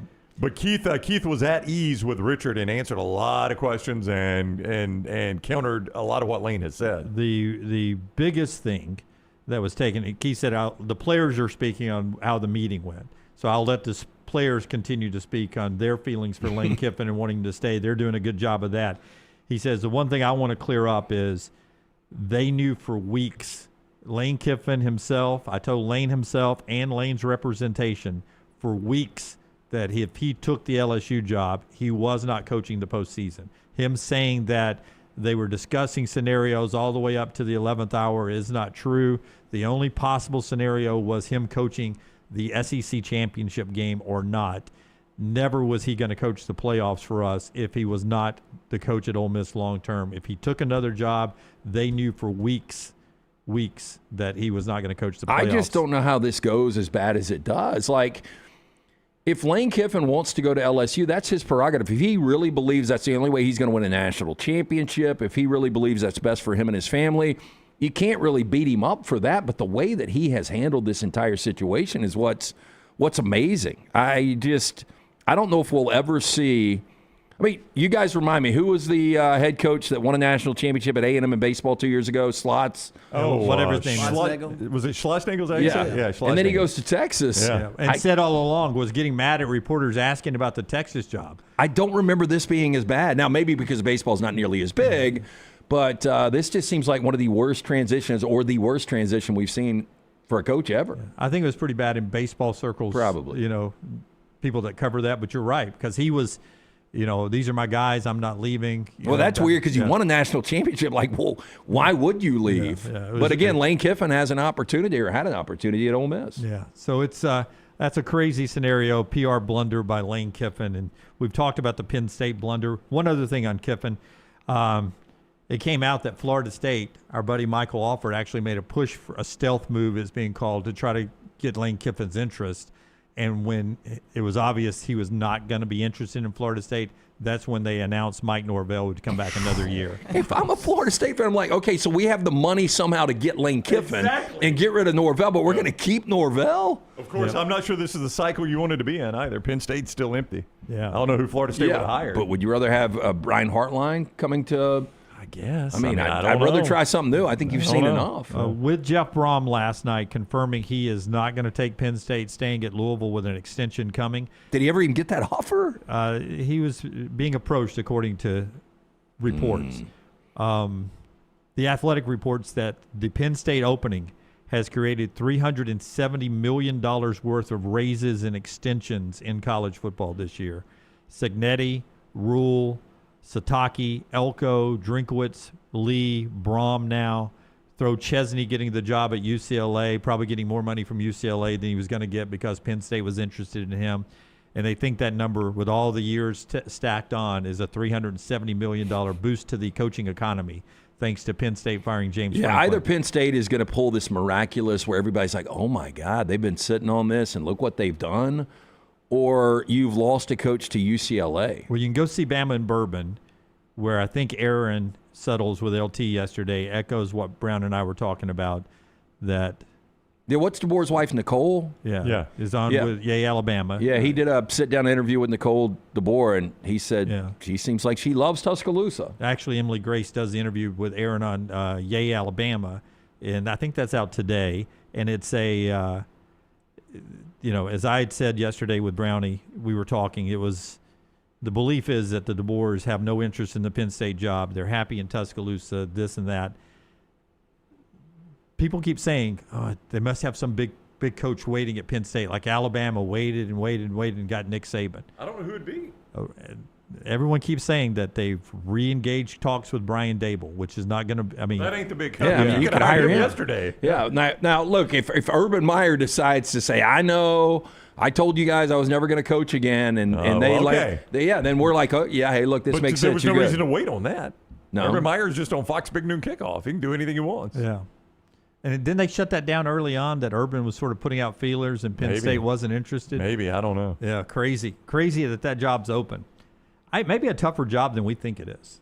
I don't think it's an easy one. And I didn't think it was until Klatt tried to tell us when these jobs were opening up that LSU was, I think, the best, but he said Penn State was better than Florida. And that kind of threw me off because I'd always heard how difficult it is to recruit to get people to State College. There's a theory that Sexton's pissed about James Franklin, that Franklin's a Sexton guy, and he's pissed about that, so he's blackballed them. Now, I don't know if I completely buy that. Oh, I hadn't even thought about that. Yeah. But that's, I could see where that happened. Yeah. I don't know if all these are Sexton guys, but he has enough people. He's got enough he could shut them down. Yeah. Now, I may be looking for new representation if I have a chance to get a job that's going to pay me $10 if he million. represents Bob Chesney and he's advised me Yeah. to take the UCLA job in front of Penn State. That's what I'd be calling other agents at that point. It's a crazy job. I'd always heard, and you've been to sort of that part of the country, haven't you?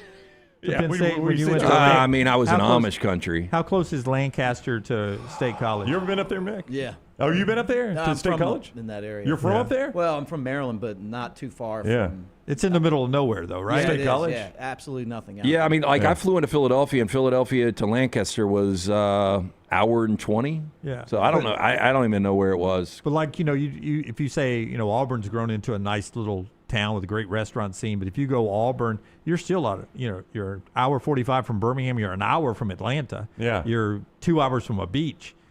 If you're in Tuscaloosa, you're an hour from Birmingham. they make it sound like State College that once you get there, you can't leave. There's nowhere to go. It's like Hotel California. Yeah, you can check out anytime you like. You're not an hour from going to an urban area to get entertainment. Like everything is State College, and that some kids when they go there on their recruiting visit gets there and they're like, yeah, is it Brisbane, Australia, that is on one coast that's away from everything? Yeah, all the other cool places, Sydney and everything is on the other coast. And like Brisbane, I think it's Brisbane or Melbourne. I think it's Brisbane. But it's supposed to be an awesome city. But like once you're there is nothing hours and hours and hours away. The entire outback is between you and Well, you go Sydney. You go outside the city limits and all the things that can kill you. That's right. There. They're waiting on you at the state line. All right, Mick Gillispie going to hang around with us for another segment. We're going to do 4 downs. Mick's going to jump in there with us and that. We got a spotlight to do coming up in the next segment. Orlovsky in the final hour. The show being brought to you by our friend Dr. B, who's got LT's hair looking fantastic. Yeah, Dr. Beckenstein, best in the business. If you start thinning out, it really doesn't matter your age. He can help. You got to be preemptive on this. Make sure those follicles are still alive. But Dr. B will tell you. Dunaway talked to him, and Dr. B said, we're going to pass on you.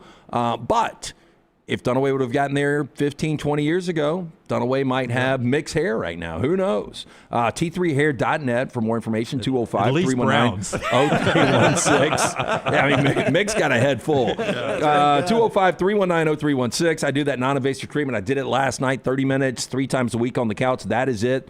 T3's got that test. Easy, painless, affordable, takes seconds to perform. Stop wasting money in critical time while you're losing hair on treatments that aren't working for you. Go see Dr. Beckenstein and that great staff. Find out what will work. 205-319-0316 or T3hair.net. Oh, how about this for a bracket punishment? If we do individual ones this year, that I have to let my hair grow out for... We'll come up with 3 months. Oh, I can't my cut it or buzz it. I would love this. Just to see what it looks like. So you're just going to sit there for 3 months and then nothing happens? No. It grows really fast. He's going to have a skull. Dude, he would look like the Crypt Keeper. Yeah. Pull up the Crypt Keeper. I would look a little bit like I was walking in to sign the Declaration of Independence. I love this. Now, I don't know what else we could possibly do, but here is that's a good one for you. Look, will this be Dunaway's hair in 3 or 4 months? I think more Ben Franklin. Yeah, go Ben Franklin. Yeah. I mean, that is Ben Franklin and a skeleton. LT's making fun of my age here. But no. Go Ben Franklin. Ben Franklin's older than the Crypt Keeper. Ben Franklin ain't exactly going to be young. Jim, have you ever seen the picture of Shaq when he lost a bet and had to grow his hairline in, and it was like halfway up his head? He still had a hairline. Oh yeah, no, I that's why I started shaving it because it had gotten back to here. It was becoming a yarmulke really, really quick, right back here. But no, it grows really fast here. I have to buzz it 3 times a week to keep it manageable. So think, how long do you think it would take you to grow the Ben Franklin right there? That's a year. That's a good year. Probably. Yeah. So 3 months, we'd have a third of that. Yeah. Is that what you said, 3 months? Yeah. I mean, it looked like Feinbaum. No, yeah, and I love Paul and everything, but when he doesn't get it cut, sometimes it gets a little George Costanza. Yeah. Okay, there it is. Yeah, sometimes when Paul needs a haircut, it gets all frayed out on the sides. Because I would have the fluffy waves of a few hairs right here. Yeah. If I didn't cut it at all. Yeah. So it's interesting. Okay, that's a punishment. Do you think you would have more than DeBoer? Not in the middle, no. On the sides, we'd be the same. I mean, the side grows fine. It's the top part. I mean, we got to figure out individuals for us. I love that one. Yeah, I don't know how you guys Let's hold feel on about to it. that. Somebody make note. I mean, that's something we watch every day. Yeah, make note. Our friends at New York Butcher Shop takes us to break now. Great place this weekend to pick up the steaks. If you're watching championship games, you've got people coming over from the steaks, the ribs, chicken, pork, everything right there. Those in-house sides made fresh every single day. Love those baked beans, goat cheese, mashed potatoes, the mac and cheese. Fantastic selection of fine wines and desserts. Get into one of those 2 locations, the original Cabo Heights, Highway 119 in Greystone. Rare quality, well-done service. It's the New York Butcher Shop. For a minute. You know how life can be life. You're out there chasing that dollar. Every dollar is accounted for going somewhere. Then all of a sudden, bam! Out of nowhere, a car accident. All I had to do was hit up my people at Alexander Shannara Trial Attorney. You already know when that dude Alex pulls up the trial, he shuts down the litigation situation. Yo, go to Shannara.com. Hit him up at 659-777-7777. Call me, Alabama. No representation that legal services provided are better than any other provider. To everyone who craves a fresh meal made just for you, let our team member Jacob share what's special about Culver's. In Wisconsin, our food comes from the heart, and taking the time to handcraft your meal with care is how we've always done it at Culver's. It's why your Butterburger doesn't touch the grill until after you order. Come to Culver's and let us serve you a Butterburger, made special just for you. From Wisconsin with love, welcome to Delicious.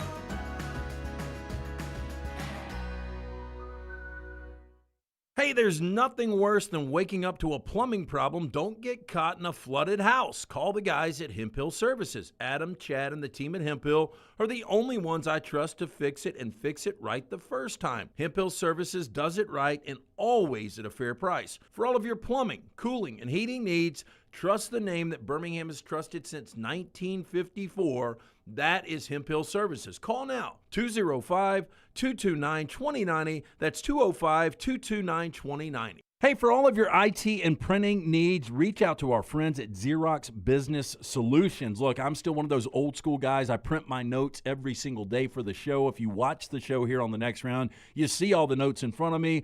From day one, Xerox Business Solutions, they've been with us here at The Next Round. Local for over 45 years. For all of your IT and printing needs, visit XeroxBusinessSolutions.com or call 205-969-3000. That's 205-969-3000. Hey, let me tell you about our friends at Urology Centers of Alabama. Compassionate and comprehensive urological care with 35 physicians, 17 locations across Alabama. Their patient-centered approach to all of your urological needs. Remember, they've got that new men's health center. It is beautiful, helping men with a wide range of sensitive male issues in a comfortable environment. You can always go online, visit urologycentersalabama.com, schedule an appointment with one of their many urologists today. Next Round shirts, Next Round hoodies, and Next Round hats all in one place, nextround.store. Find your favorite piece of gear from your favorite show and put it in your rotation. You never know, you might be in one of our videos showing Next Round gear being worn all over the world. Find all of your favorite Next Round gear by visiting nextround.store. Place an order for you and that big Next Round fan in your life at nextround.store. Look your best at work, at school, at the stadium, or anywhere you go wearing Next Round gear from nextround.store. The beauty of the holiday is at the center of your table with the New York Butcher Shop. Their selection of USDA certified Angus prime rib roast, beef tenderloins, and fillets, as well as premium pork and lamb cuts, are the finest selections available in the market and are hand-cut just the way you want. With side dishes handmade by their professional chefs, your holiday meal is complete. Visit one of their 2 locations today in Cahaba Heights or off Highway 119 in Greystone. Place your order today. The New York Butcher Shop. Rare quality, well-done service. It's bow time. Tired of choosing between sweet and savory? Why not have both? Introducing Bojangles' new chicken and bowberry waffles. The bold Cajun chicken filet you love, now drizzled with a bowberry honey glaze and sandwiched between 2 warm waffles. Which means your favorite meal of the day just met your new favorite dish. And lucky for you, it's served all day. But it's only here for a limited time, so try chicken and bowberry waffles at Bojangles today. It's bow time.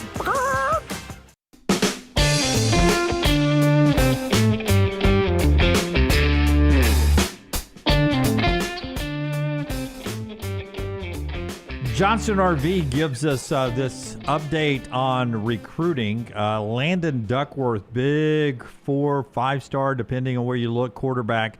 Long-time commitment to South Carolina, didn't sign yesterday, was being flirted by Lane Kiffin at LSU, has decided to stick with his long-time commitment at South Carolina and Shane Beamer, that from South Carolina today. So Landon Duckworth not going to LSU there. Again, USC won the recruiting battle, breaking the streak of the SEC of 17 straight years.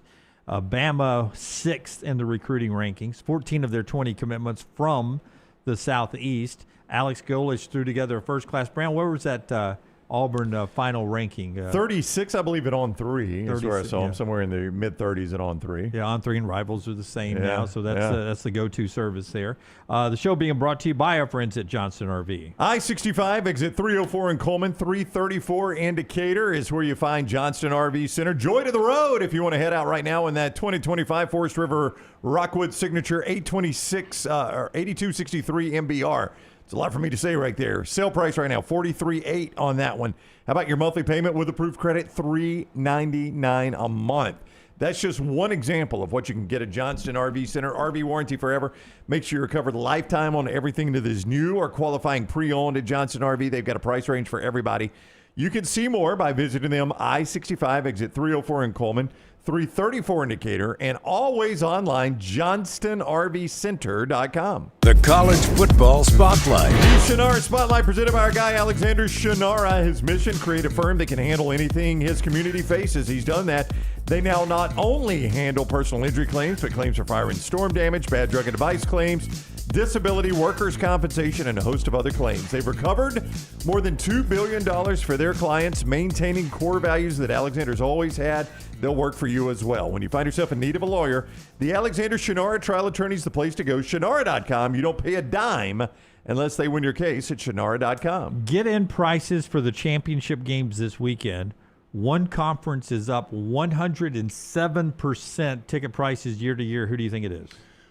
I would say, where are they playing the Big 12? That is in It is sold out. Dallas. It is in AT&T Stadium, and it is third on the list. Okay, well, then it's going to be the Big 10. It is the Big 10. $830 get-in price. My God. Are you kidding me? Up 107% according to Ticket Tracker. I mean, Ohio State's a passionate fan base that travels. I'm saving that's my not money. a huge travel. I am too. Yeah. Indiana, it's right in their backyard. I just don't envision them having enough fans to drive a price up like that. But what's their home stadium?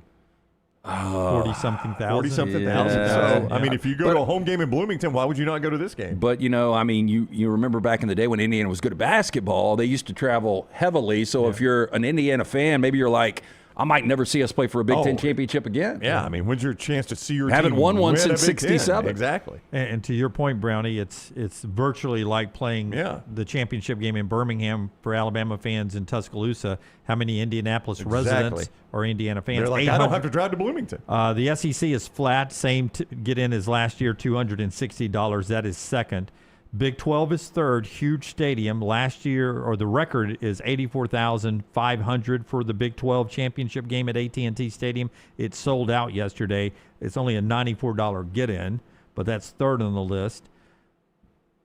Fourth on the list, the Sun Belt game down in Troy is a $65 get-in. I know what we're getting to. The but ACC is fifth, a $44 get-in. I mean, I'm being serious. If you had a pair and you were in Charlotte, a pair of ACC tickets on the ground, I would not. No. I'd stay home and watch Ohio State, Indiana. But like there's a pair there, or there's a $20 bill. I take the 20. Yeah, I take the 20, buy some wings, and go home and watch Ohio State, Indiana. Yeah, I wouldn't watch a game. Yes. What's the get-in of the ACC? What was $44. Well, I can't believe it's that high. Yeah. Well, that's less than face value, I guarantee you. Oh, there's no doubt. I just can't believe it's 40. Oh, and what is the weather in Charlotte this weekend? Well, I mean, I know what the weather in Atlanta is. It can't be that much different. Pretty bad in Atlanta, right? I mean, it's an inside game, obviously, but as you're milling around outside in the 40s, I think Friday and Saturday. I think Friday there's a chance of rain. I think Saturday's clear. Pretty bad tonight here locally. 47's the high today. The low's going to be down into the around 30, and rain in the forecast here. Which member of the show do you think has to sit outside tonight in that weather at night? What are you doing? Oh, it's not me. Of course, it's Forrester. Oh, God, Forrester. Y'all got the state championship game tonight, Scott, 5A? That is right. Take on Viger. Yep. 7 o'clock, Protective Stadium. Boy, I hope your great-grandkids pour one out for you on your birthday. I really do. Yeah, I hope your daughters tell great stories about what a great dad you are. My dad. They will, because he's a great dad. Yeah. Scott, he drove us everywhere. I mean, she's cheering at it, man. I understand. Wouldn't miss it. I know. I know you wouldn't miss it, but that's going to be cold. Yeah, 40, 38 a kick and rainy. Hey, it's going to be better than it was last year. It got down into the 20s at that game last year. It was horrible. Is the ACC championship Saturday night, right? Yeah, it is. Yeah, it's opposite of the Big Ten. Yeah, 38 and cloudy. Yeah. That's not terrible. Yeah. Could be worse. One thing is Big Ten's in a dome. Correct. SEC's in a dome. Correct. ACC? They're out of domes. Outside. They don't have any domes left. Outside. All right, that's our spotlight. Let's get to 4 downs, brought to you by our friends at Woodhouse Day Spa. Woodhouse Day Spa. Yeah, hey, the gift of luxury from our friends at the Woodhouse Day Spa gift card. Such a simple solution this holiday season. You can order 24/7 online, birmingham.woodhousespas.com. Stop in, see Stuart and the great staff. Beautiful location right there at the Summit Shopping Centers. Let the wife, the girlfriend, the mom, the sister choose from a menu of over 70 options. Body massages, the waxing, skincare, nail services, facials, all the stuff right there. Again, you can stop in, pick them up right there, or just order 24/7 online, birmingham.woodhousespas.com. First down. Who do you think the funniest player in the NFL is? I think Jameis Winston's pretty funny. That was going to be my answer, too. Mick? Oh, give me. Yeah. Give it to There us we again. go. Yeah, I'm down with Jameis Winston. Yeah, I mean, he's funny. Trying to think of another guy I would say. Winston's pretty funny. Winston he's a little bit like Baker Mayfield. He's had a revival of his image. I mean, Baker's good acting and doing bits. I've seen a couple of things over the years that he's done where he's dressed up and taken the Buccaneer fan tour and that kind of thing. Who else? Apparently not Shedeur Sanders and Jerry Jeudy. They don't get along very well. Had a big blow up on the sidelines this past weekend. It's easily Jameis Winston for me. Baker's good, though. I would like to know who's a really good. There's got to be somebody whose trash talk's amazing, though, and they're funny in doing it. I mean, Jalen Ramsey talks it pretty good. Yeah, but I think Jameis Winston's going to be your answer here, probably. Second down. What's one movie you wished got a sequel, but it never did? 7 would be tough, right? I mean, you start by opening the box. What's in the box again? Yes. No, he still got the box. I love that they're doing the Social Network follow-up. Yeah, that'll be cool. Yeah. I'll tell you. So for me, I mean, what do they do in the follow-up stage? Is it they rig elections? No, it's a bunch of granddads. That's basically what it's about. It's a bunch of grandparents sitting around bitching about stuff. But the Swedish version of where the girl with the dragon tattoo came from, they did the whole trilogy, and David Fincher was supposed to follow up with Daniel Craig and Rooney Mara and do the 2 follow-ups to A Girl with a Dragon Tattoo, and they never did it. And I was waiting on pins and needles because I thought that movie was great. So those are the 2 I would like to see. The American was better than the original, the Swedish one? Yeah. The American version? Yeah. I thought so too. Yeah. Was Mads Mikkelsen in the Swedish one? Yeah. I thought so. Yeah. What about the Goonies? I keep hearing they're going to do one. I hope they do. Good Lord. They Well, a waited couple of for them are dead. No, I heard they were going to make another one. Goonies too? Yeah. Love the Goonies back in the It's day. a little surprising they Still didn't do love it back then. Yeah. I mean, those movies are so huge in the 80s. They've played around with the idea a few times, but it's a matter of getting everybody together and then getting a good script as well. Yeah, I know Scott would be behind No Country for Old Men. I don't know how we would do it, but Antoine Chigurh walked off with a T-shirt holding up a broken collarbone and broken arm, so we don't know where his whereabouts are. Yeah. How about I don't know. The first one is so perfect that I wouldn't want to compromise it. Yeah. How about 56 Candles? The remake to 16 Candles as they get older. I thought that was for the what's the movie where all the chicks in Dunaway, you saw it with the chamber where the dude would take his girls down there. 50 Shades of Grey. 50 Shades of Grey. I thought that's where you were going. Yeah. 100 Shades of Grey. Third down. Kill Bill re-releases today in its original format as a double feature. If you were part of the group of assassins, what would your specialty be? I don't think we're legally allowed to comment on this movie at all. Yeah. This movie got us in trouble once, Tyler. I can, one of my small talents was I could hit things with rocks, bottles, things like that. It was probably me being a menace growing up, but I think I would toss grenades. No, let me tell you a story. Yeah. All right, so... Be very good at tossing grenades. You'll love this, Mick.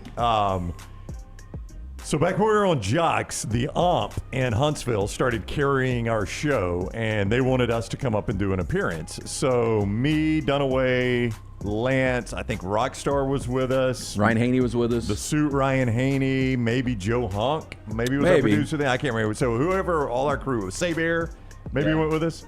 So our whole crew, they rent a van. I don't know why they had to do this. Did they rent a van? Am I right? Yeah, about we this? did. Yeah. Just so we all could travel together. Yeah, so they rent we a didn't van. pay for it. I think Lance got it for free for us. Probably so. Lance traded out with somebody.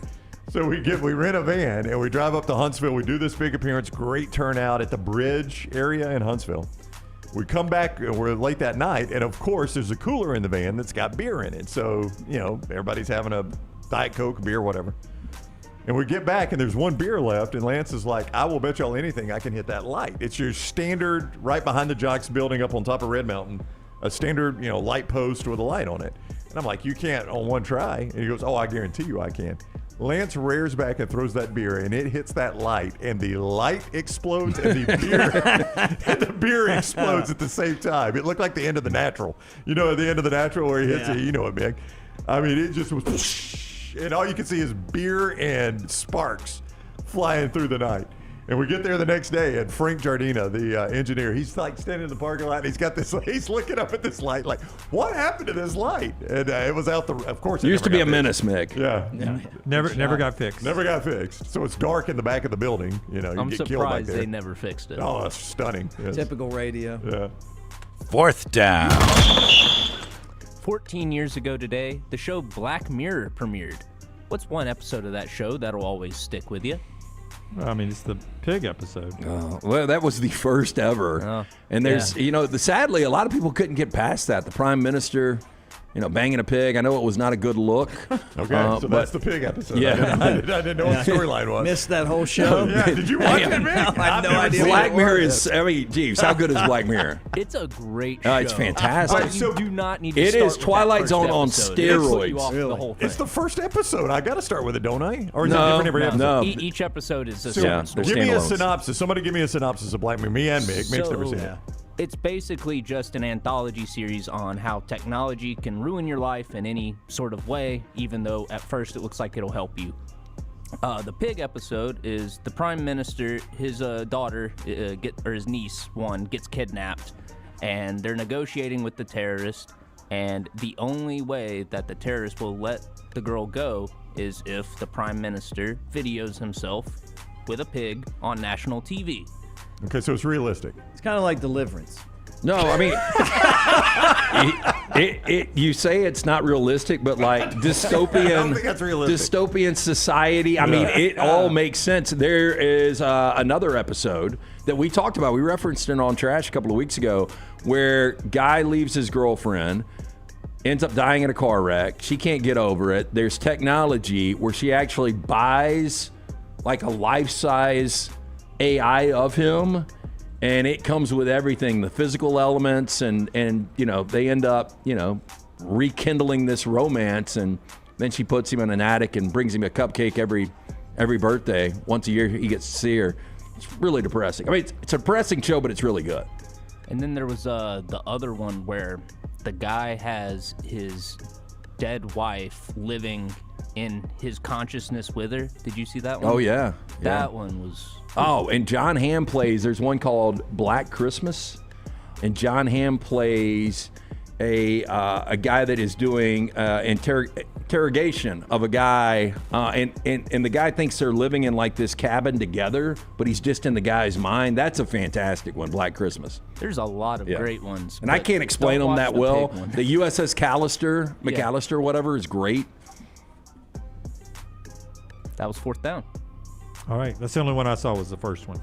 Oh, so you punched out. Yeah. You were like... There is no more man on animal.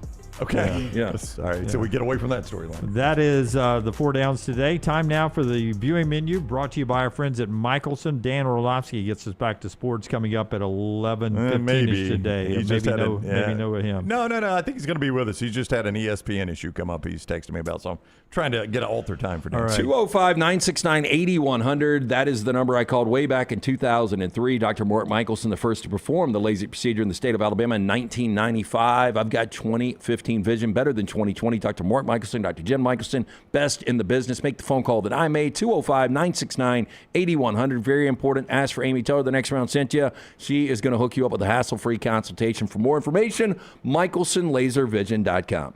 All right, we got a couple of re-releases this weekend. First off, this one is playing tonight and next Thursday only. So if you want to see it, you better secure your ticket now. Wedding Crashers, 20th anniversary. It's a great comedy movie. It never gets old, and there will be no trailers. So you don't even have to sit through 30 minutes of trailers. You just get to plop down and watch Wedding Crashers at the theater. Trailers are really good, though. I like trailers. I'm kind of with you, Dunaway. It gives you something. It used to give you something to be super excited about. Now you're kind of, these movies are coming out. I'll never forget the time I went to see it when it originally came out. Jay Barker was sitting behind me. And at that point, and we'd been working with Jay a long time, but I was like, damn, Jay's at Wedding Crashers. He's finally going to see a boob. A lot of them in that one. The other re-release this weekend, I've got my ticket for Saturday, but tickets are selling out, so if you want to see this, you got to secure it now. Kill Bill, The Whole Bloody Affair. This is the first two, I guess the only two movies from Kill Bill, and they're being released as one movie. So 7 hours? 4.5. Okay. So they put the movies together because it was originally supposed to release that way, but during the editing process, they couldn't chop enough runtime off of it. So it's a smooth transition? Sense. Yes. There's no initial scene where Volume 2 starts and Uma Thurman's in the car narrating. They get rid of that. There's a couple other scenes to make it connect better, and a new anime sequence for O-Ren Ishii. So is this released today in Birmingham? Yes. Summit? Yes. What time? There's 2 showtimes, I think. You going? But I might. You might have. I don't want to give up Dallas, Dallas, Detroit, but what's that? You might have better luck at Vestavia. You'll just have to check the AMC website. They don't clean up there. They leave their garbage everywhere. Not a big fan of that theater. Yeah. And then finally, if you're not looking to go out tonight, Hulu has added what is possibly one of the greatest comedies made in my lifetime to its catalog, and that is Superbad. Oh, it's fantastic. It is fantastic. The story is simple, but it just never gets old. And Chad Powers, Season 2, picked up yesterday, so that'll be coming back to, I believe that's Netflix? Prime. Nope, Prime. Have you watched any of that? I watched episode 1 the other night because everyone was raving about it. Were they really? Yeah. What'd you think? Did not like episode 1, but I'm not sure I liked episode 1 of Ted Lasso either. So that's the comparison people are making. It looks terrible, and I'll tell you this: my older brother, who doesn't like sports at all, he's like, "Man, you watch Chad Powers?" I was like, absolutely not. He's like, it's so good. Yeah, a lot of people say it's good. I don't know if I can go back and watch episode 2, but that's what everyone's watching. Orlovsky maybe in the next hour coming up. The show being brought to you today by our friends at the Pants Store, pantsstore.com. Your chance to jump in right now for those holiday gifts. Fantastic. Your opportunity to, for the ladies in your life, get them Alabama and Auburn gear, but also boots and dresses with free alterations and free gift wrapping this season. And for the guys, you can get your Alabama and Auburn gear, maybe new gear to wear over to Mercedes this weekend for the Bama fan. But if you've got a teenager or a young college-age son and daughter and you don't know what to get them and put under the tree for Santa this year, the Pants Store has a lot of stuff they love right there with brands like Horn, Legend, Cutter & Buck, Antigua, and Gentile. Go check them out. Locations in Huntsville, Auburn, Tuscaloosa, Hoover, Birmingham, and, of course, online anywhere, pantsstore.com, pantsstore.com. Take the next round anywhere you go with official Next Round gear. Buy yours today at nextround.store. Honey, a while back, life knocked me flat on my behind. I was hit by an 18-wheeler, and Lord of mercy, it left me hurting. Now, I heard through the grapevine that Alexander Shannara had recovered big money for some people. You been hurt? Can't work? Don't sit there suffering. Call my people at Alexander Shannara Trial Attorneys. Ain't gonna cost you a dime, so pick up the phone and dial 659-777-7777 or go to Shannara.com, because when I called, Alexander Shannara answered. Call me, Alabama. No representation made that the legal services provided are better than legal services provided by other attorneys. What are you waiting for? It's non-stop gaming action at Birmingham Racecourse Casino. Come play more than 900 of the latest and greatest games around, featuring fun bonuses and big jackpots. You can wager and win on horse and greyhound races from all over the world. There are more ways to win at Birmingham Racecourse Casino. Birmingham Racecourse Casino, located off I-459 exit 31 Derby Parkway. Must be 21 or older. Hey, let me tell you about our friends at Urology Centers of Alabama. Compassionate and comprehensive urological care with 35 physicians, 17 locations across Alabama. Their patient-centered approach to all of your urological needs. Remember, they've got that new men's health center. It is beautiful, helping men with a wide range of sensitive male issues in a comfortable environment. You can always go online, visit urologycentersalabama.com, schedule an appointment with one of their many urologists today. Twin Peaks is the best in the game. Here, you're in the red zone for every college rivalry and divisional matchup all season long. I mean, where else are the scenic views as good as your view of the game? Only at Twin Peaks, the #1 sports bar. The beauty of the holiday is at the center of your table with the New York Butcher Shop. Their selection of USDA certified Angus prime rib roast, beef tenderloins, and fillets, as well as premium pork and lamb cuts, are the finest selections available in the market and are hand-cut just the way you want. With side dishes handmade by their professional chefs, your holiday meal is complete. Visit one of their 2 locations today, in Cahaba Heights or off Highway 119 in Greystone. Place your order today. The New York Butcher Shop. Rare quality, well-done service. Hey, Lance Taylor from the next round to tell you about my friends at Michelson Laser Vision, located conveniently UAB Highlands. Almost 20 years ago, I went in for the procedure. Only took 12 minutes for both eyes. When I went in, I had 2200 vision. I was legally blind. Now I have 20/15 vision, still 19 years later. Make the call today. Schedule a hassle-free consultation, 969-8100. Dr. Mark Michelson, Dr. Jen Michelson, Michelson Laser Vision. Make sure you tell them the next round sent you, 969-8100 or MichelsonLaserVision.com. Hey, for all of your IT and printing needs, reach out to our friends at Xerox Business Solutions. Look, I'm still one of those old school guys. I print my notes every single day for the show. If you watch the show here on the next round, you see all the notes in front of me. From day one, Xerox Business Solutions, they've been with us here at the next round.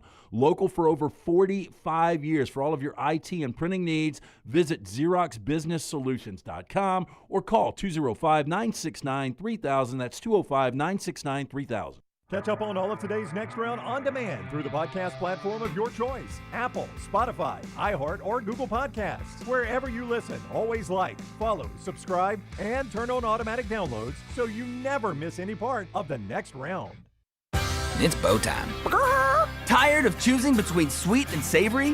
Why not have both? Introducing Bojangles' new chicken and bowberry waffles. The bold Cajun chicken filet you love, now drizzled with a bowberry honey glaze and sandwiched between 2 warm waffles.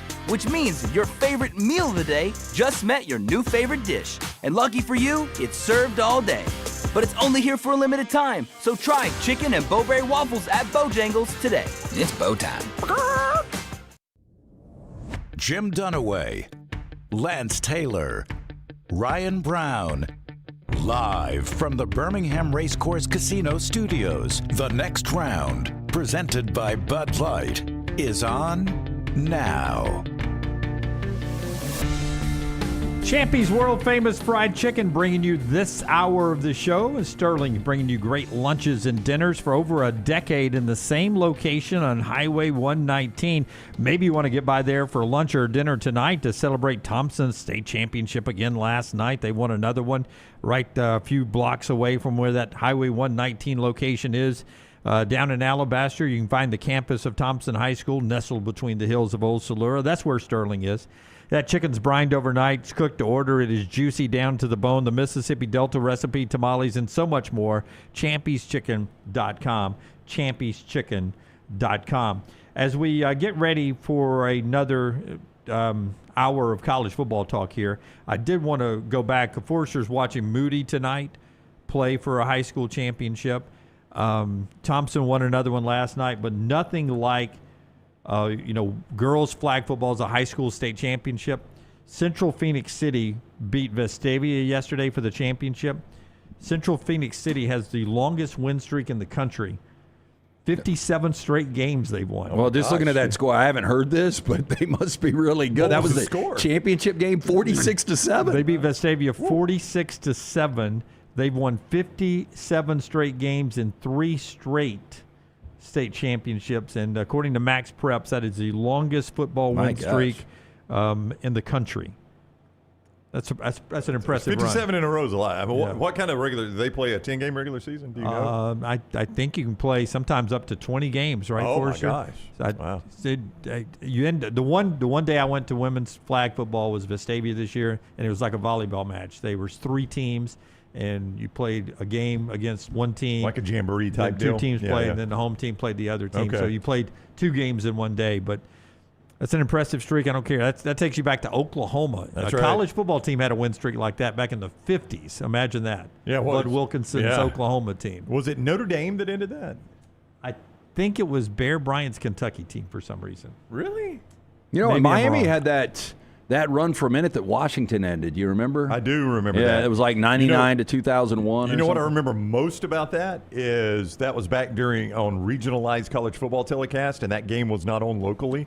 God, how frustrating that it was used so to be. frustrating. Remember, I had to They- move to New York for Michigan State, I Oregon. remember that. And they kept doing the cut-ins, like Washington has Miami on the ropes now, you know. I would tell you, I think maybe Bear Bryant's Kentucky team lost to that Oklahoma team in a Sugar Bowl that kept them from winning a national championship at Kentucky. That may have been the Bear Bryant tied to that Bud Wilkinson team. Yeah. I'm trying to find it, but I thought it was Notre Dame. Maybe it was Notre Dame. I know. Hey, there was another flag football game played at Protective yesterday, though. Here we go. Here's where Scott goes to Moody. That's right. The looks Moody like- Blue Devils brought home the blue map. Yeah. Well, congratulations to every state champion, all 7 classes, men and women, who are picking up state championships this week. And Forrester's out in the cold a little bit later on tonight. It was Notre Dame 7-0, by the way, November 16th. So Notre Dame football ended the Oklahoma long win streak and UCLA's basketball That's long right. win Yeah. streak. How about that, huh? Yeah. Right there at Memorial Stadium in Norman. It was a road game for Notre Dame. Dan Lanning, good sport. Remember after they beat USC, Dan Lanning joked and said, well, you know, we played a quality opponent today, unlike some conferences who played Chattanooga State. I didn't know Chattanooga State was a real place. It is. And they sent Dan Lanning a T-shirt. Dan Lanning, nice enough to throw the Chattanooga State T-shirt on, take a picture, and pose for it and send it out on social media. There is Chattanooga State and Dan Lanning shake hands and do a little joke there online. So I thought that was pretty cool. Hey, Jim, fun fact, my wife is a nursing school graduate from Chattanooga State. Holy crap. How Oh, about very that? good. I did not know. I know Chattanooga. I did not know Chattanooga Community State. college. Oh, community college. I would never miss a chance at PR, though. That's smart on their part. Great point there. All right, so Dan Orlovsky has moved to 11:30. So at the bottom of the hour coming up, we'll talk NFL football with Dan Orlovsky. Back to college football we go right after LT tells us about our friends at Hemphill. Hemphill Services, they are there for you with this changing weather. Make sure your heating unit is ready to keep up with it, whether it's that or you've got plumbing issues, home or business, they are ready to serve you. Call Adam, Chad, Andrew, the guys there, 205-229-2090. Hard to stop a train. For more information, hemphillservices.com. Kansas State's players, I don't know if they've done it yet, they're voting today on whether or not they're going to accept a bowl bid, whether they want to play in a bowl game or not. I find it hard to believe they will not play in a bowl game. Well, I think, I think now Colin Klein's influence, I mean, I think he should be part of this. And, when he's coaching the other side and not going to be with them for the bowl game. Yeah, I know. But, like, to get more tape on these guys, more continuity with the practices, I would think that he would tell, I don't even know who the AD is at Kansas State, like, we need to accept this. They're going to leave it up to the players. They're voting today. If they opt out, there's an opportunity for Auburn to opt into the bowl game. I don't know if Alex Golesh wants to do that or if John Cohen wants to do that, but there is a possibility that they're the first 5-7 team that gets a shot at any vacant bowl spot that can't be filled by eligible teams. We'll see. See if there would be an advantage for what you're saying with Colin Klein, maybe for Alex Golesh and Auburn to jump into one of these if there's enough opt-outs or if a team decides not to accept. Brett Edens was with us last Friday, yeah, right? He was, down and he talked about, the benefit of those 15 additional practices. So, I know it's kind of an embarrassment to get a bowl bid at 5-7, but if it can benefit the future of the program, why not? Here is, I'm going to make sure this is updated, or is this last year's? I've got an article. No, this is updated. This is from the Topeka Capital Journal, Jim. After Kansas State's win, here are their bowl projections. All right, so you tell me if you're a player, if you would vote for this. Now, keep in mind you're in Manhattan, Kansas. So is the game in Manhattan? No. Then I'm voting yes. These are your other options. The Kyle Bongora projects that the Wildcats will play East Carolina in the Armed Forces Bowl, Fort Worth, Texas.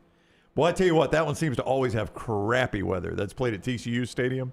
Yeah, but Fort Worth's a great town. Yeah, I love Fort Worth. Yeah. ESPN's Mark Schlabach projects Kansas State against Texas State in the First Responder Bowl, which is the day after Christmas in Dallas. Now, your variable there is you're spending Christmas in Dallas. So, no Christmas at home. I don't know how big a deal that is. Yeah, for most families, that's a good thing. You won't get a unanimous vote based on the timing of that game. No, so Fort Worth or Dallas. And then your last chance. We're only Amarillo away from having a George Strait album. Got to get there in the morning. Your last projection that they've got more. I'm sorry. On threes, Brett McMurphy. Minnesota is the opponent in the Rate Bowl. Terrible name for a bowl, by the way. And you got to really heavy pronounce that T. Yeah. It's a totally different message if you don't. Yeah. It ends up being, they go to that one even if the team says no. God, no. The Rate Bowl, December 20, can't believe you did that. December 22nd in Phoenix. But again, you're Christmas, but Phoenix, that's better than Manhattan. That is better, yeah. CBS Sports has them also in the Armed Forces Bowl. Sports Illustrated's Brian Fisher has them in the Liberty Bowl, so you'll be in Memphis January 2nd. Damn, they got them all over the place. Wow. These projections are crazy. And then Athlon's has them in the Independence Bowl in Shreveport December 30th. So that's what Kansas State, that's the level of bowl they're voting on. Now, that does not mean that those are the bowls Auburn would go to, right? Do they go wherever Kansas State was going to go, or do they? I don't know what the affiliations with different conferences are now. I have no idea. I believe what would happen in that scenario is that the Auburn would then fill an SEC slot.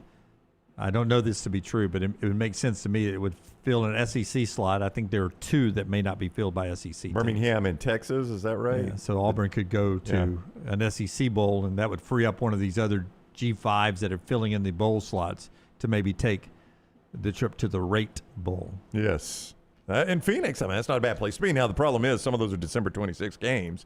So you're spending Christmas away from the family, but when you go 5 and 7, 6 and 6, that's going to be your bowl option most of the time. Yeah. So interesting thing to keep an eye on today. One more debate on college football before we flip the script to the NFL. After we hear about our friends at Inverness Country Club again, a great holiday gift maybe for you and your wife if you want to just give yourself something for 2026. I was out there and had lunch the other day. The chopped Italian sandwich. Woo-hoo. Oh, wow. My gosh, it's phenomenal. I've not heard about the chopped Italian sandwich. Food's really good out there. Yeah, look, it is a win-win. Dunaway mentioned the gift of a country club membership. It works for the entire family. You're a big golfer. The wife is going to get behind it because she can get that social membership. I mentioned the resort-style pool complex, full-service cabana. That's just months away. Also, childcare is such a big plus. You and your wife on a day of golf or tennis, guess what? Drop that kid right there on site. Go have yourself a day on the court or course. Whatever your interests are, you can find it at the Inverness Country Club to take a tour. Call Aaron, tell the next round sent you 205-991-8608 or online, iccalabama.com. Very interesting conversations going around about Jon Sumrall, Auburn, and Florida. He cut 7, Tyler, if you will.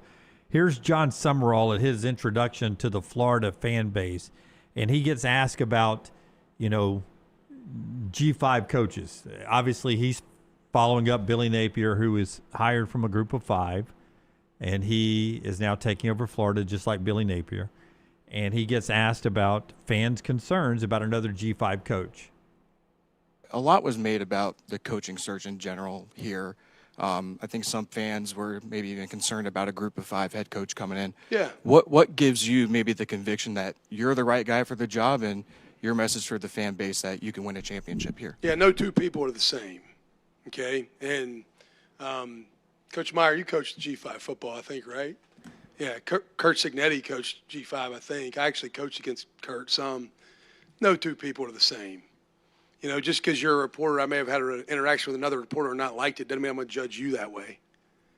Judge me for who I am. I'm a winner. We're going to win. Oh. And just give me a shot. Believe in me. Here's the deal. I need everybody pulling the rope the same direction. Because if anybody's pulling the other direction, it don't make the job easier. It makes it harder. If we're all Gators, we all want to win, let's do this together. You want to go fast, go alone. You want to go far, go together. Let's go together. I'd run through the wall for that guy. He's so good. I don't understand that train of thought. Like, just by the way, Nick Saban was too. Yeah, I mean, just because a Group 5 guy failed, well, they all suck. I mean, what kind of train of thought is that? Like, and how many guys get the opportunity, like Kirby Smart, where their first job is Georgia? Exactly. And Kirby, I mean, it's easy to look back now, right? Well, Kirby did earn it. He 100% earned it. You see what I'm saying? But he was fortunate enough. Most guys don't get the opportunity to stay somewhere that long and then get that job. You've got to take chances. Yeah, but we're able now to look back and say, well, of course Kirby was going to work. He's going to a power like Georgia. He's coming from Nick Saban. It's his alma mater, all that. But that was not a guarantee. There's no guarantees in coaching. So I don't understand the train of thought done away that, like, just because Sunbelt Billy was a failure, a guy from an American is going to be a failure. I mean, that's such a weird train of thought to me. That is. And what is going to be, do you think Alex Golesh and Jon Sumrall will be compared side by side on their success? Not being helped out by the fact that there are people who are reporting, and I think Josh Pate did this on Bussin' with the Boys, but I didn't see it, so I'm not going to definitely say it was Pate, but there are people that believe that Jon Sumrall actually wanted Auburn over Florida. But it was the DJ Durkin aspect of it all that kept him from taking the Auburn job. Now, I think, listen, this is always going to be the way this goes. I think some Auburn people have pushed back on that. I think Hoke did some reporting on that the people he talked to at Auburn, and I think he even did a sit-down with John Cohen, if I'm not mistaken, or as a press conference going, whatever, that there was pushback on that Auburn was like, that didn't happen. But that's the way this is always going to go. When there's a coaching search, you're always going to have the reports of what happened. And once they get their guy, they're going to be like, none of that was true. So, you just got to decide whoever you're going to believe in this. Are you going to believe a reporter? Or are you going to believe your athletic director? Yeah. I mean, that's the choice you got to make on these. But to your question, they are going to be handcuffed because, Brown made the point, and like just the cultural fit, Golesh and that visor seemed more Florida. Sumrall with the no-nonsense seemed more Auburn. Yeah, so offense, defense, I mean, just I historically. Think and what will happen is Auburn fans, like if Sumrall wins a national championship, damn, that was our guy if Golesh doesn't do good. If Golesh excels at Auburn and gets them to the college football playoff, Florida fans are going to be like, damn, that was our guy. It's a natural comparison because they were hired at the same time. They're hired from the same conference. You could make a case that, again, you could interchange these guys. They both could have been candidates at both places. So, yeah, I mean, probably were candidates at both places, honestly. I'm sure Scott Strickland did his work on Golesh, and I'm sure, John Cohen did his work on Jon Sumrall. So, yeah, I mean, I think it's only going to be natural to compare those two and try to determine who won the race this time. You saw if you follow Auburn football, you saw the DJ Durkin, Alex Golesh shot of them standing by Golesh's desk and all laughing and everything. Everything looks same page. And for DJ Durkin now, he hopefully for Auburn fans keeps a lot of that defensive roster, the stars, the Xavier Atkinses of the world intact there. Oh, I think when he gets there and he starts looking at film, he's going to be like, damn, we got some players. Yeah, exactly. Yeah. I mean, that roster is like you could say when Hugh Freeze took this over, the roster was depleted. The roster he's got right now, I mean, there's a reason that the 7 losses were within 10 points. The two Maliks at defensive tackle, Blockton and Autry, sophomore, freshman. You have Jordan Crawford on the nose tackle, freshman. Keldrick Falk's a junior, but probably going to the NFL. First round NFL draft pick. But Amaris Williams, sophomore. Kieron Crawford's a senior, so he's going to be gone. Yeah, there's a guy, that's a big loss. I mean, like Falk, you kind of knew, but the way Crawford developed this year, knowing you're going to lose him, that's tough, man. But Riddick's a sophomore. Woodyard is a junior. Xavier Atkins is a sophomore. Sylvester Smith is a sophomore. Boy, that kid played really, really well when he was forced in after the targeting ejection there. Yep. He played well. Champ Anthony's a junior. Caleb Harris is a sophomore. Winters is a freshman in that secondary. Kayan Lee is a junior. Pleasant's a junior. Jay Crawford is a sophomore. So you've got some talent on that defense, and if he can keep them all there, that's a great starting point next year. It's kind of funny. I think if you go back and watch Klatt's breakdown of Heupel's offense, one of his criticism, and the Heupel offense and the Golesh offense obviously are married to one another, right? You go back and watch Klatt's breakdown. He's like, it's just really difficult in that offensive system to play complementary football. Your offense moves so fast. If for whatever reason they don't get in the end zone, your defense is right back out on the field. And I've had some people bring that back up to me, like, oh, go back and watch what Klatt said about that. And it's not untrue. I mean, Klatt didn't just pull that out of thin air. But my point kind of back to people that say that is like, Auburn's defense can't get any less support out of their offense than they got this year. Yeah. I don't care if I got to get out there quickly. If you score 3 or 6 for me, that helps out a lot. That's right. Well, and we talked about, is there going to be a point they tap out? Yeah, I mean, they can't get any less support from their offense than they got this year. So, hey, by the way, Alabama's defense, they didn't lose the time of possession battle or anything, but there were several 3 outs that the Alabama's defense got put back out there in the Iron Bowl this past week, and they had to man up, and that was starting to catch up with them as that game went on. In the first half, the defense was locked down. And then as the game went on, that defense was put back out on the field really quickly. Yeah, those first 3 or 4 possessions, Auburn could do nothing. Nothing against Alabama's defense. Womack was 1 step ahead of Derek Nix that entire game, or that entire first quarter, basically. And as the game went on, there were adjustments, and Auburn found a way to start moving the football and hit some explosive plays. That's something Alabama had kind of gotten better about. Yep. Is limiting those explosive plays that kind of plagued them earlier in the year. Listen, I know Georgia is beat up, but this Alabama team, as we get ready for this SEC championship, boy, if they were somehow able to win this game and get that bye so they didn't have to play again for a month. That's why this is and the same for Georgia. Like, I know there's a lot of people like, hey, Georgia's playing with house money. Furthest they're going to drop is 5, and they'll play that 12. But Georgia would rather have that time off, too. Hey, so absolutely. Real quick on Overton, Scott was saying earlier that the video that Alabama provides to the media showed LT Overton practicing. And then there was some, obviously, Scott, am I misquoting you there? I'm not misquoting you, am I? You are not. Give me a sec here, and I will pull it up. I mean, do y'all find that a little bit strange that... Well, I think a lot of people were surprised when that got released that LT Overton was out. Yeah. Those videos are shot very early in practice, so things can happen as practice progresses. So you think it might have been an in-practice injury? I do. Potentially. Yeah. Okay. So that would explain it then. Yeah. That's the only thing that would make sense. Right. If he's in video from the practice early in the practice and then he shows up on the injury report. I have not seen the video that Forrester's speaking of, so I don't know what he's doing in that. If it's a stretching video or if it's him actually zigging, zagging. Him throwing somebody to the ground. Yeah. But that's them to the sideline. That's a big loss. That's a big loss. I mean, he's one of the studs on the team. Well, yeah, and so Scott's showing here video he comes. now. That's him right there, 22. He's moving it's not much, but. Yep. Yeah, I mean, really, why would you have him out there if he's out? Yeah, so and it's just that one quick little. Yeah, I mean, that's unfortunate because, Jim, the Georgia offensive line is so banged up. Overton could have eaten in this game, you would think. He could at that bandit position over there. You wonder how they handle that. Is this where you get to you start playing, some people a little faster out of position a little bit, or do you trust Keon Keeley and Renault over there to do their backup bidding there? But I mean, when you've got Pierre and Jefferson and Rousseau and all those guys, Deontay Lawson, do you start, Do you manufacture something? Yeah. And by the way, that would give Georgia a look they hadn't seen all year too. Yeah. I've seen great breakdowns of how Bray Hubbard is almost that Mark Barron guy now who can come down and really play linebacker, play almost. Small linebacker, yeah. Almost a cover linebacker almost, and play a hybrid position. So there's some options there, but LT Overton's a dog, man. You want him out there anytime you can get him. No doubt.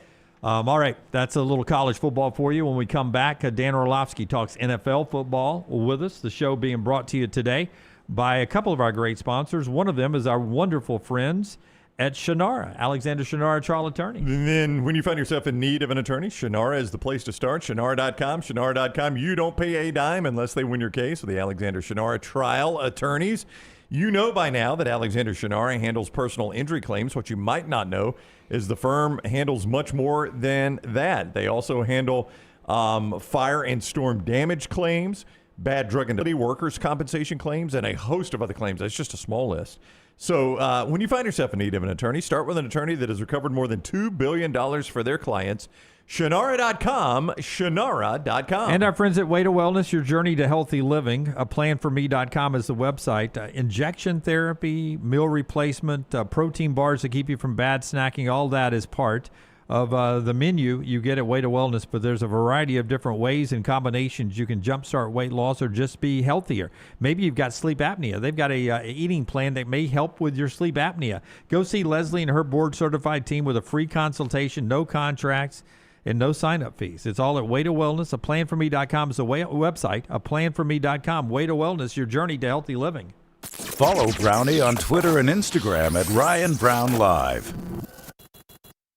Honey, a while back, life knocked me flat on my behind. I was hit by an 18-wheeler, and Lord of mercy, it left me hurting. Now, I heard through the grapevine that Alexander Shannara had recovered big money for some people. You been hurt? Can't work? Don't sit there suffering. Call my people at Alexander Shannara Trial Attorneys. Ain't gonna cost you a dime, so pick up the phone and dial 659-777-7777 or go to Shannara.com, because when I called, Alexander Shannara answered. Call me, Alabama. No representation made that the legal services provided are better than legal services provided by other attorneys. To everyone who craves a fresh meal made just for you, let our team member Jacob share what's special about Culver's. In Wisconsin, our food comes from the heart, and taking the time to handcraft your meal with care is how we've always done it at Culver's. It's why your Butterburger doesn't touch the grill until after you order. Come to Culver's and let us serve you a Butterburger made special just for you. From Wisconsin with love, welcome to Delicious.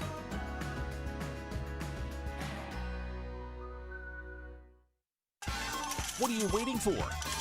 It's non-stop gaming action at Birmingham Racecourse Casino. Come play more than 900 of the latest and greatest games around, featuring fun bonuses and big jackpots. You can wager and win on horse and greyhound races from all over the world. There are more ways to win at Birmingham Racecourse Casino. Birmingham Racecourse Casino, located off I-459 exit 31 Derby Parkway. Must be 21 or older. The beauty of the holiday is at the center of your table with the New York Butcher Shop. Their selection of USDA certified Angus prime rib roast, beef tenderloins, and fillets, as well as premium pork and lamb cuts, are the finest selections available in the market and are hand-cut just the way you want. With side dishes handmade by their professional chefs, your holiday meal is complete. Visit one of their 2 locations today, in Cahaba Heights or off Highway 119 in Greystone. Place your order today. The New York Butcher Shop. Rare quality, well-done service. Hey, Lance Taylor from the next round to tell you about my friends at Michelson Laser Vision, located conveniently UAB Highlands. Almost 20 years ago, I went in for the procedure. Only took 12 minutes for both eyes. When I went in, I had 2200 vision. I was legally blind. Now I have 20/15 vision, still 19 years later. Make the call today. Schedule a hassle-free consultation. 969-8100. Dr. Mark Michelson, Dr. Jen Michelson, Michelson Laser Vision. Make sure you tell them the next round sent you. 969-8100 or MichelsonLaserVision.com.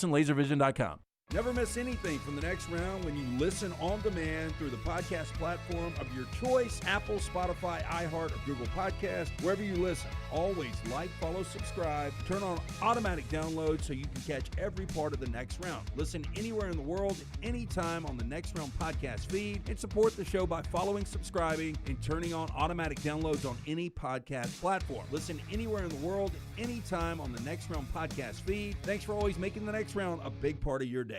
Storm season is here. Make sure you have a plan of action in place right now. Greg from Pell City and Storm Restoration Roofing should be your first call when storms hit. Insurance companies love working with Storm Restoration Roofing because of Greg Nelson's name and reputation in the industry. When storms hit, call Greg Nelson. He's local, 205-542-3531. He's the home of the free no-cost roof inspection. Greg from Pell City on Facebook, 205-542-3531. It's Storm Restoration Roofing. It's bow time. Tired of choosing between sweet and savory? Why not have both? Introducing Bojangles' new chicken and bowberry waffles. The bold Cajun chicken filet you love, now drizzled with a bowberry honey glaze and sandwiched between 2 warm waffles. which means your favorite meal of the day just met your new favorite dish. And lucky for you, it's served all day. But it's only here for a limited time, so try chicken and Bowberry waffles at Bojangles today. It's bow time.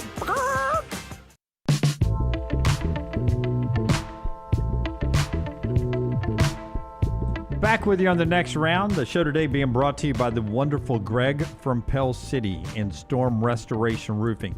I told you about this yesterday, but I want to do it again for you today. Before the usual Greg from Pell City stuff, the roof replacement, storm damage repair, all the stuff that he can do on your roof, and that free no-cost roof inspection, 205-542-3531.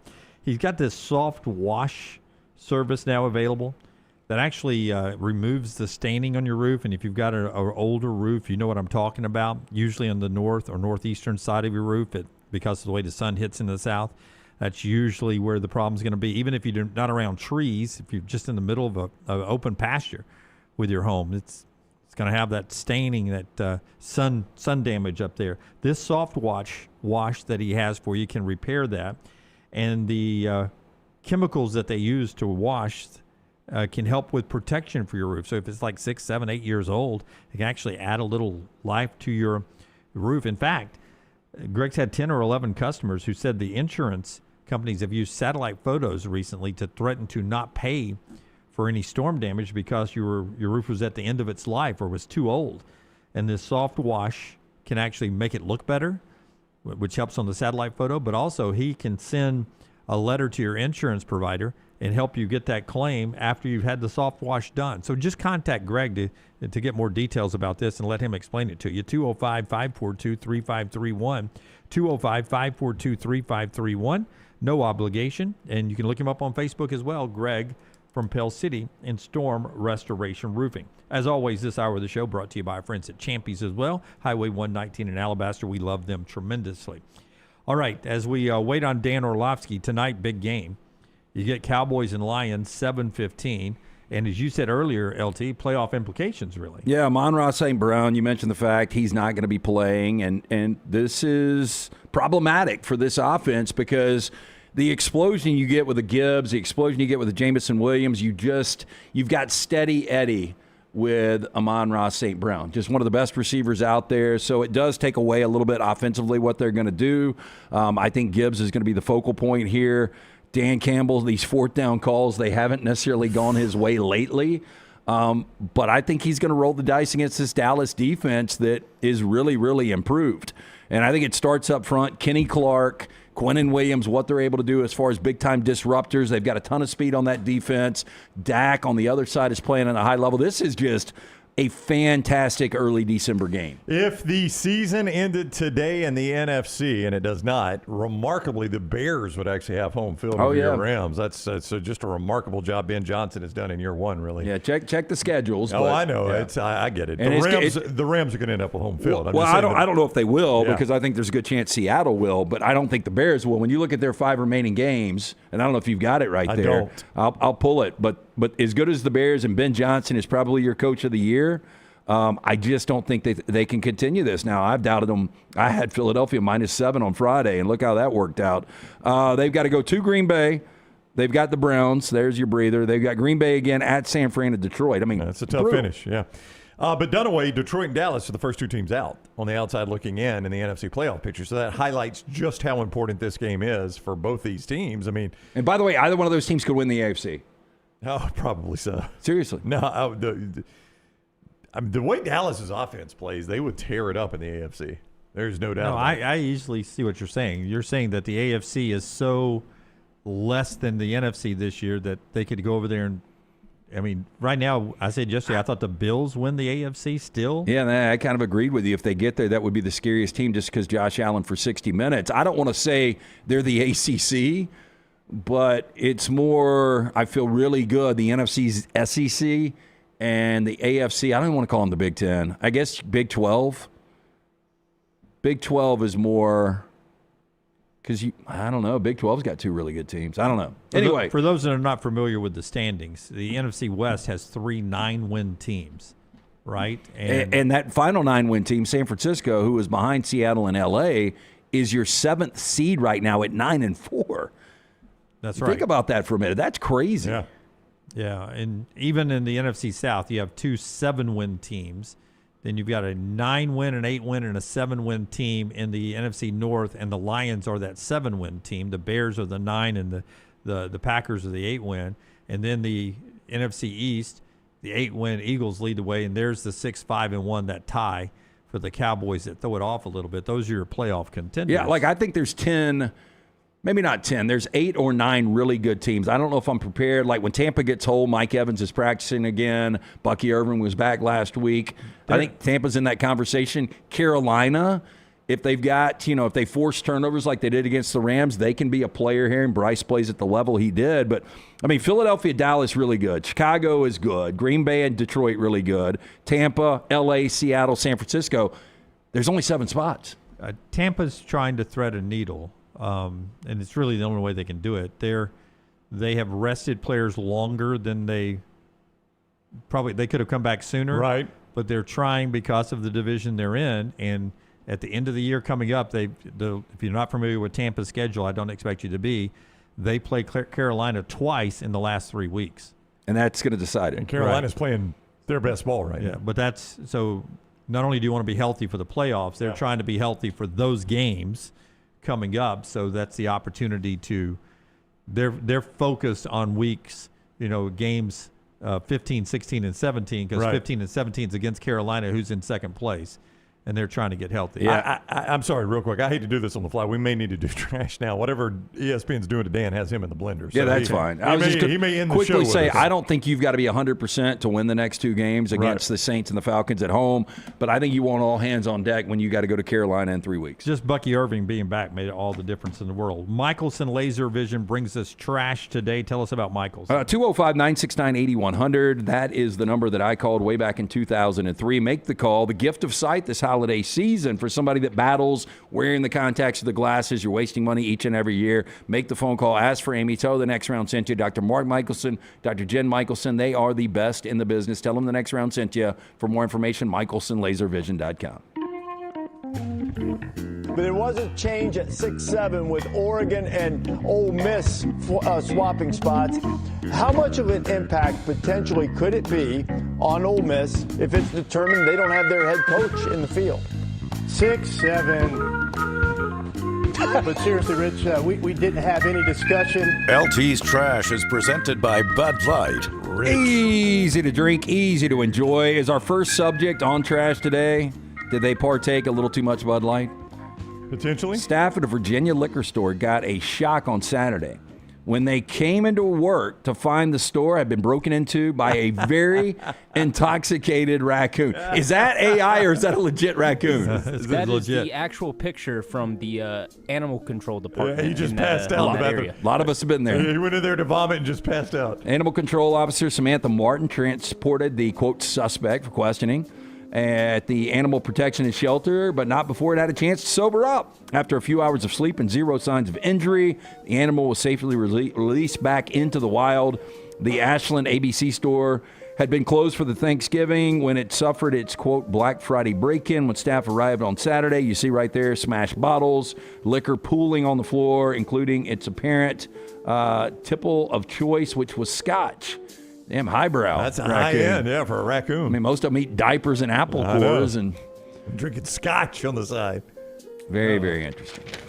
Sort of sad in a way. Why? I mean, he didn't know better, but he did. I bet he had the night of his life. But I'd rather be out of the dumpster and in there. Yeah. Yeah. At least Was he dead or passed out? Just he's passed fine. out. Yeah. He was sobering up. Yeah, he checked out. So, drunk tank. My question: who was holding his hair while he was throwing up in the toilet?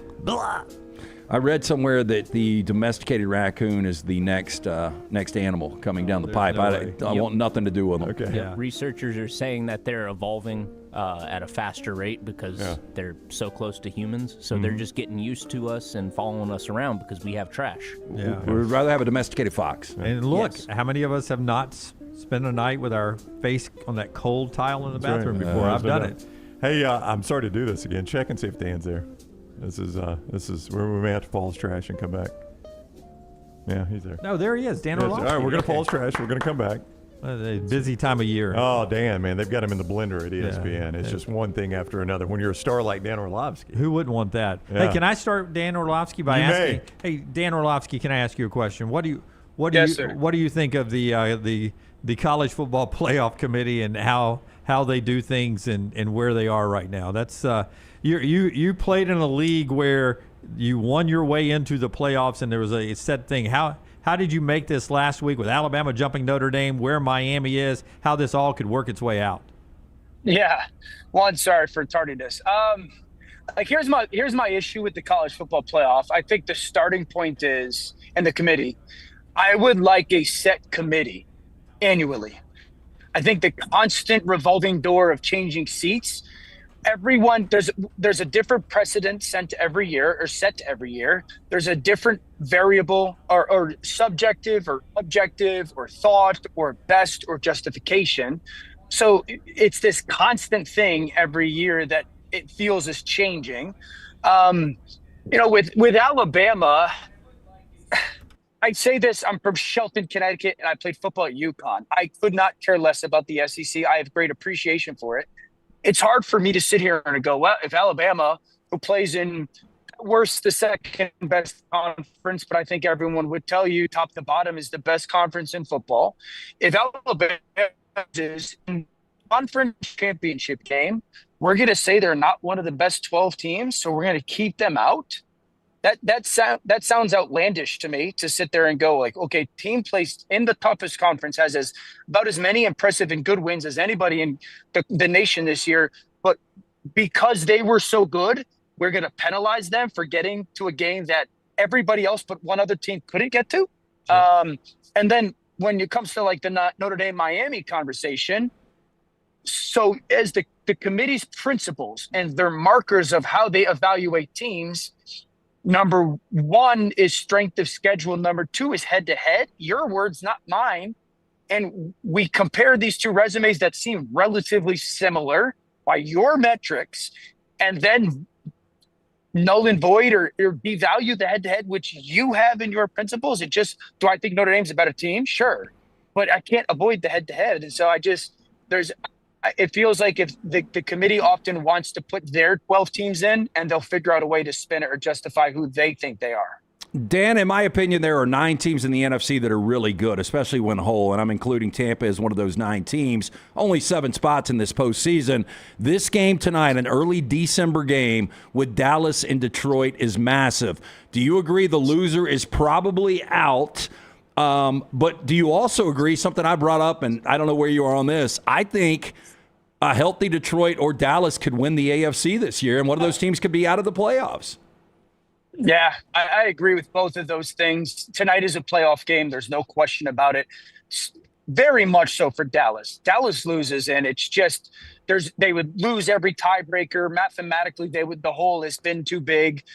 Detroit would have some chances still and no longer control their own destiny. So it's a huge game in Detroit tonight, and it's an advantageous matchup for Dallas. The AFC is so wide open. I'll tell you, who's the best team in the AFC? I'd probably say New England, because they're the team that seems to get better every week. New England right now is a lot better than it was at the beginning of November, and I think they'll be a lot better than they will at the beginning of January. And so, but tonight's going to be an enormous game, and Dallas has the advantage not only by style of play, but just health. Detroit is, again, very much so beat up. Dan Orlovsky with us on the Alexander Shunnarah Trial Attorneys Hotline. Is there what they always show on TV, the in the hunt teams, the teams that aren't necessarily in there, but they're in the hunt, that you believe if they get in, they could be trouble? Do we have enough depth where you could say that one of the in the hunt teams could be a little bit of a handful if they can find their way into the playoffs somehow?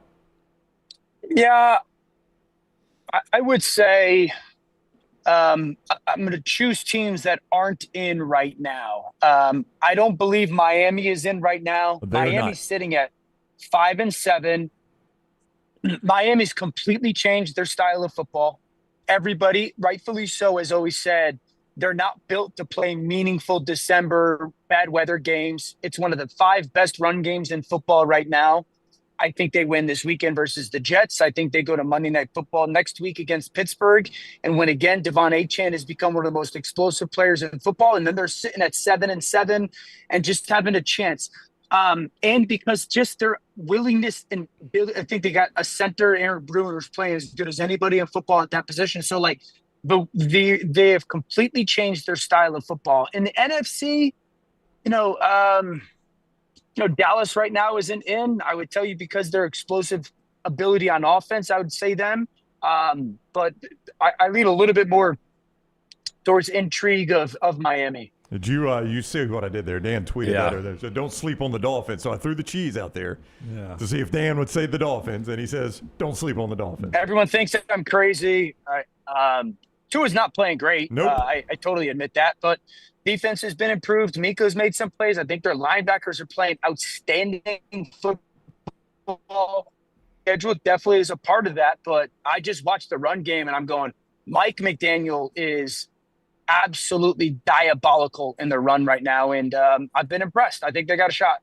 When you factor in head-to-heads and all those that can come into play, Kansas City and Houston, Texans are a game ahead, and if they win the head-to-head, that seems to be the final nail for the Chiefs if they can't win this game. Yeah, it's crazy that, it's just a realistic vantage point of going, okay, Kansas City's got to win 5 in a row. And out of respect, everybody, yes, they can. Because they have Andy Reid, Patrick Mahomes, all-time greats, Travis, Chris Jones. But the team that we've watched this year just doesn't look like that. Like, winning those games, this find a way to get off the field. Yep. It's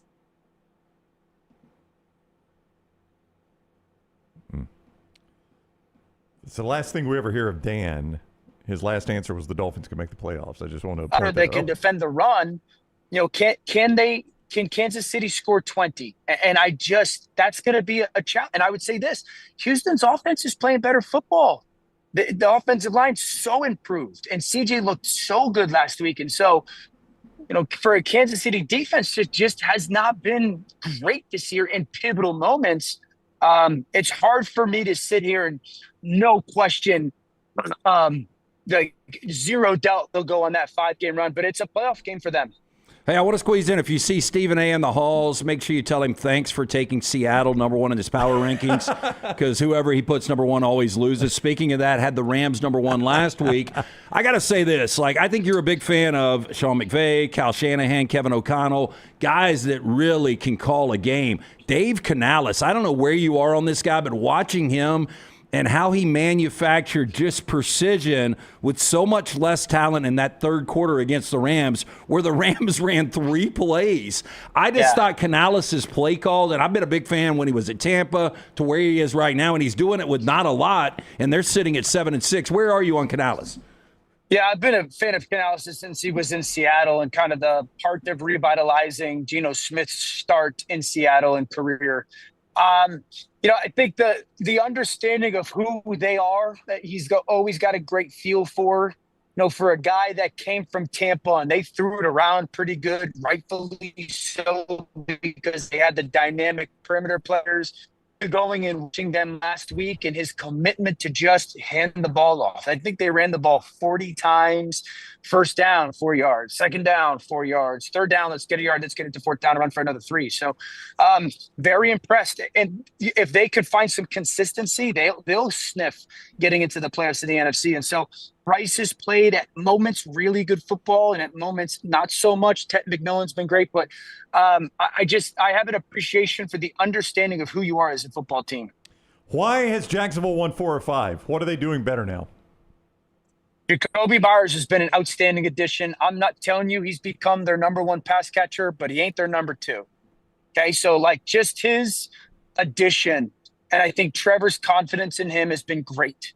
Trevor's always been a guy that was really good throwing the ball to the outside, out routes, comebacks, ball to the perimeter. Ever since they've gotten Jacoby, they've been able to work the middle field much more. Brenton Strange at tight end getting healthy, work the middle of the field a little bit more. They haven't run the football well, and that's going to be needed here on this back stretch. The defense has been consistent all year round.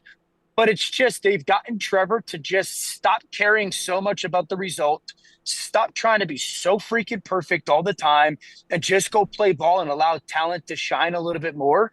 And their pass game has been very explosive recently. My hesitation is it's like, okay, Trev, now that these games are really important on the back end, are you still going to play that way? Because he's capable of doing it. I just want him to get out of his own head. But Jacoby Bowers has been a godsend. They play the Colts this weekend in a massive game in that division. Jim mentioned Houston, who's just a game back there in that currently wild AFC South.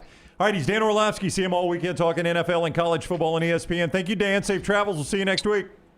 Thanks again, guys. All right, buddy. Take care. Dan Orlovsky with us on the Alexander Shannara Trial Attorneys Hotline. And the show being brought to you today by our friends at Champy's World Famous Fried Chicken, Highway 119 in Alabaster, champyschicken.com.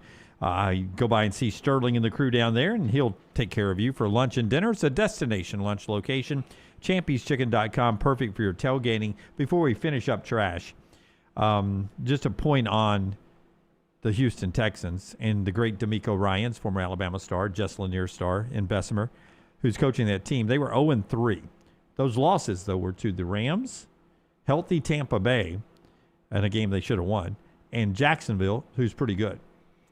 Playoff team. Houston's going to win that division, in my opinion, especially if they win Sunday in Kansas City. After that 0-3 start, they've won 7 of their last 9.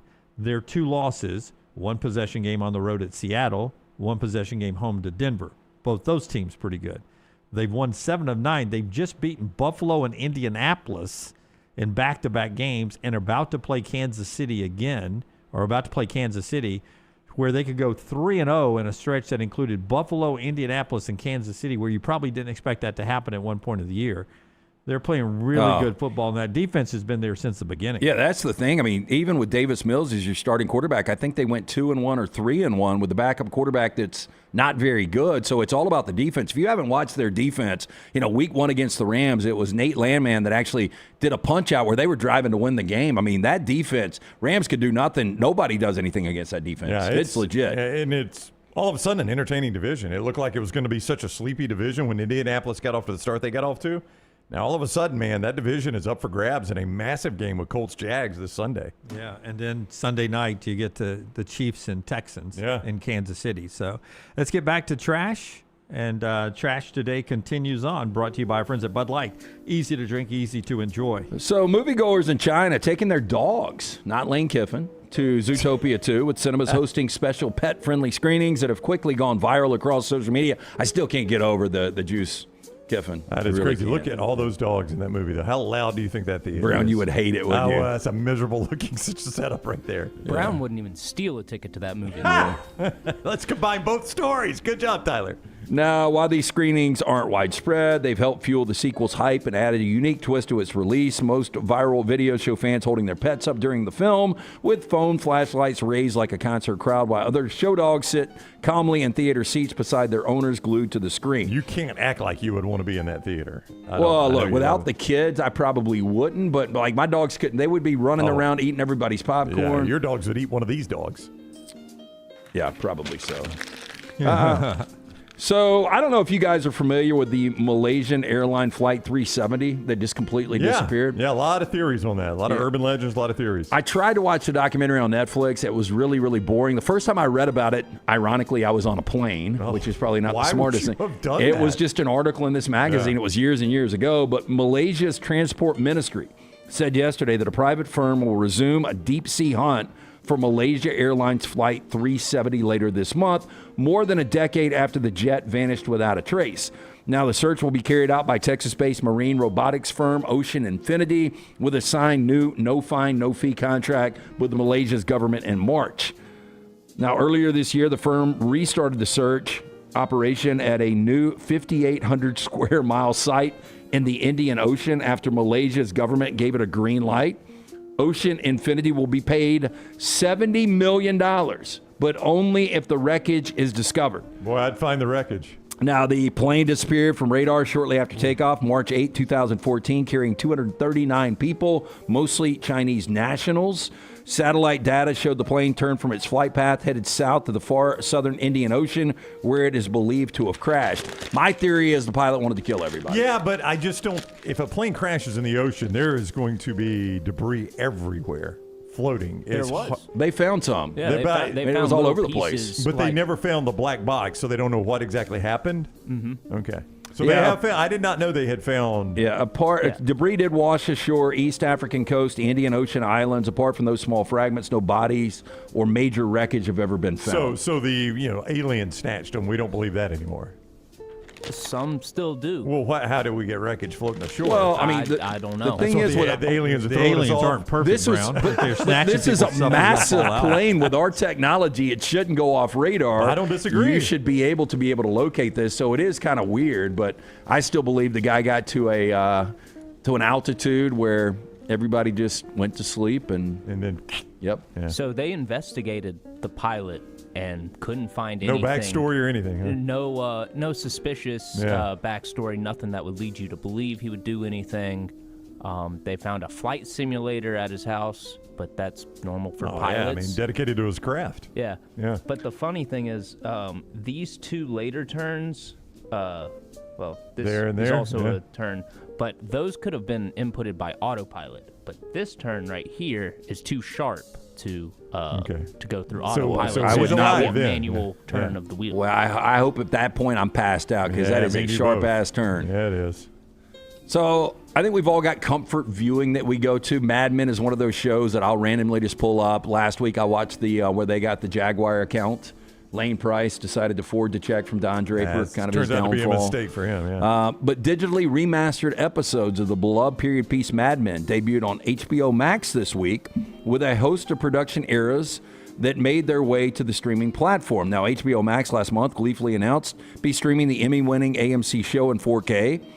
But when Mad Men hit the streaming service on Monday, viewers caught several basic production areas and somehow slipped into the final product. And in season 1 episode, a drunken Roger Sterling, best character, one of the best characters in television history, threw up in the office in one of the most memorable Mad Men scenes. And as he was tossing his cookies, HBO Max viewers could clearly see crew members to the camera's right operating a device fueling Slattery's fake vomit.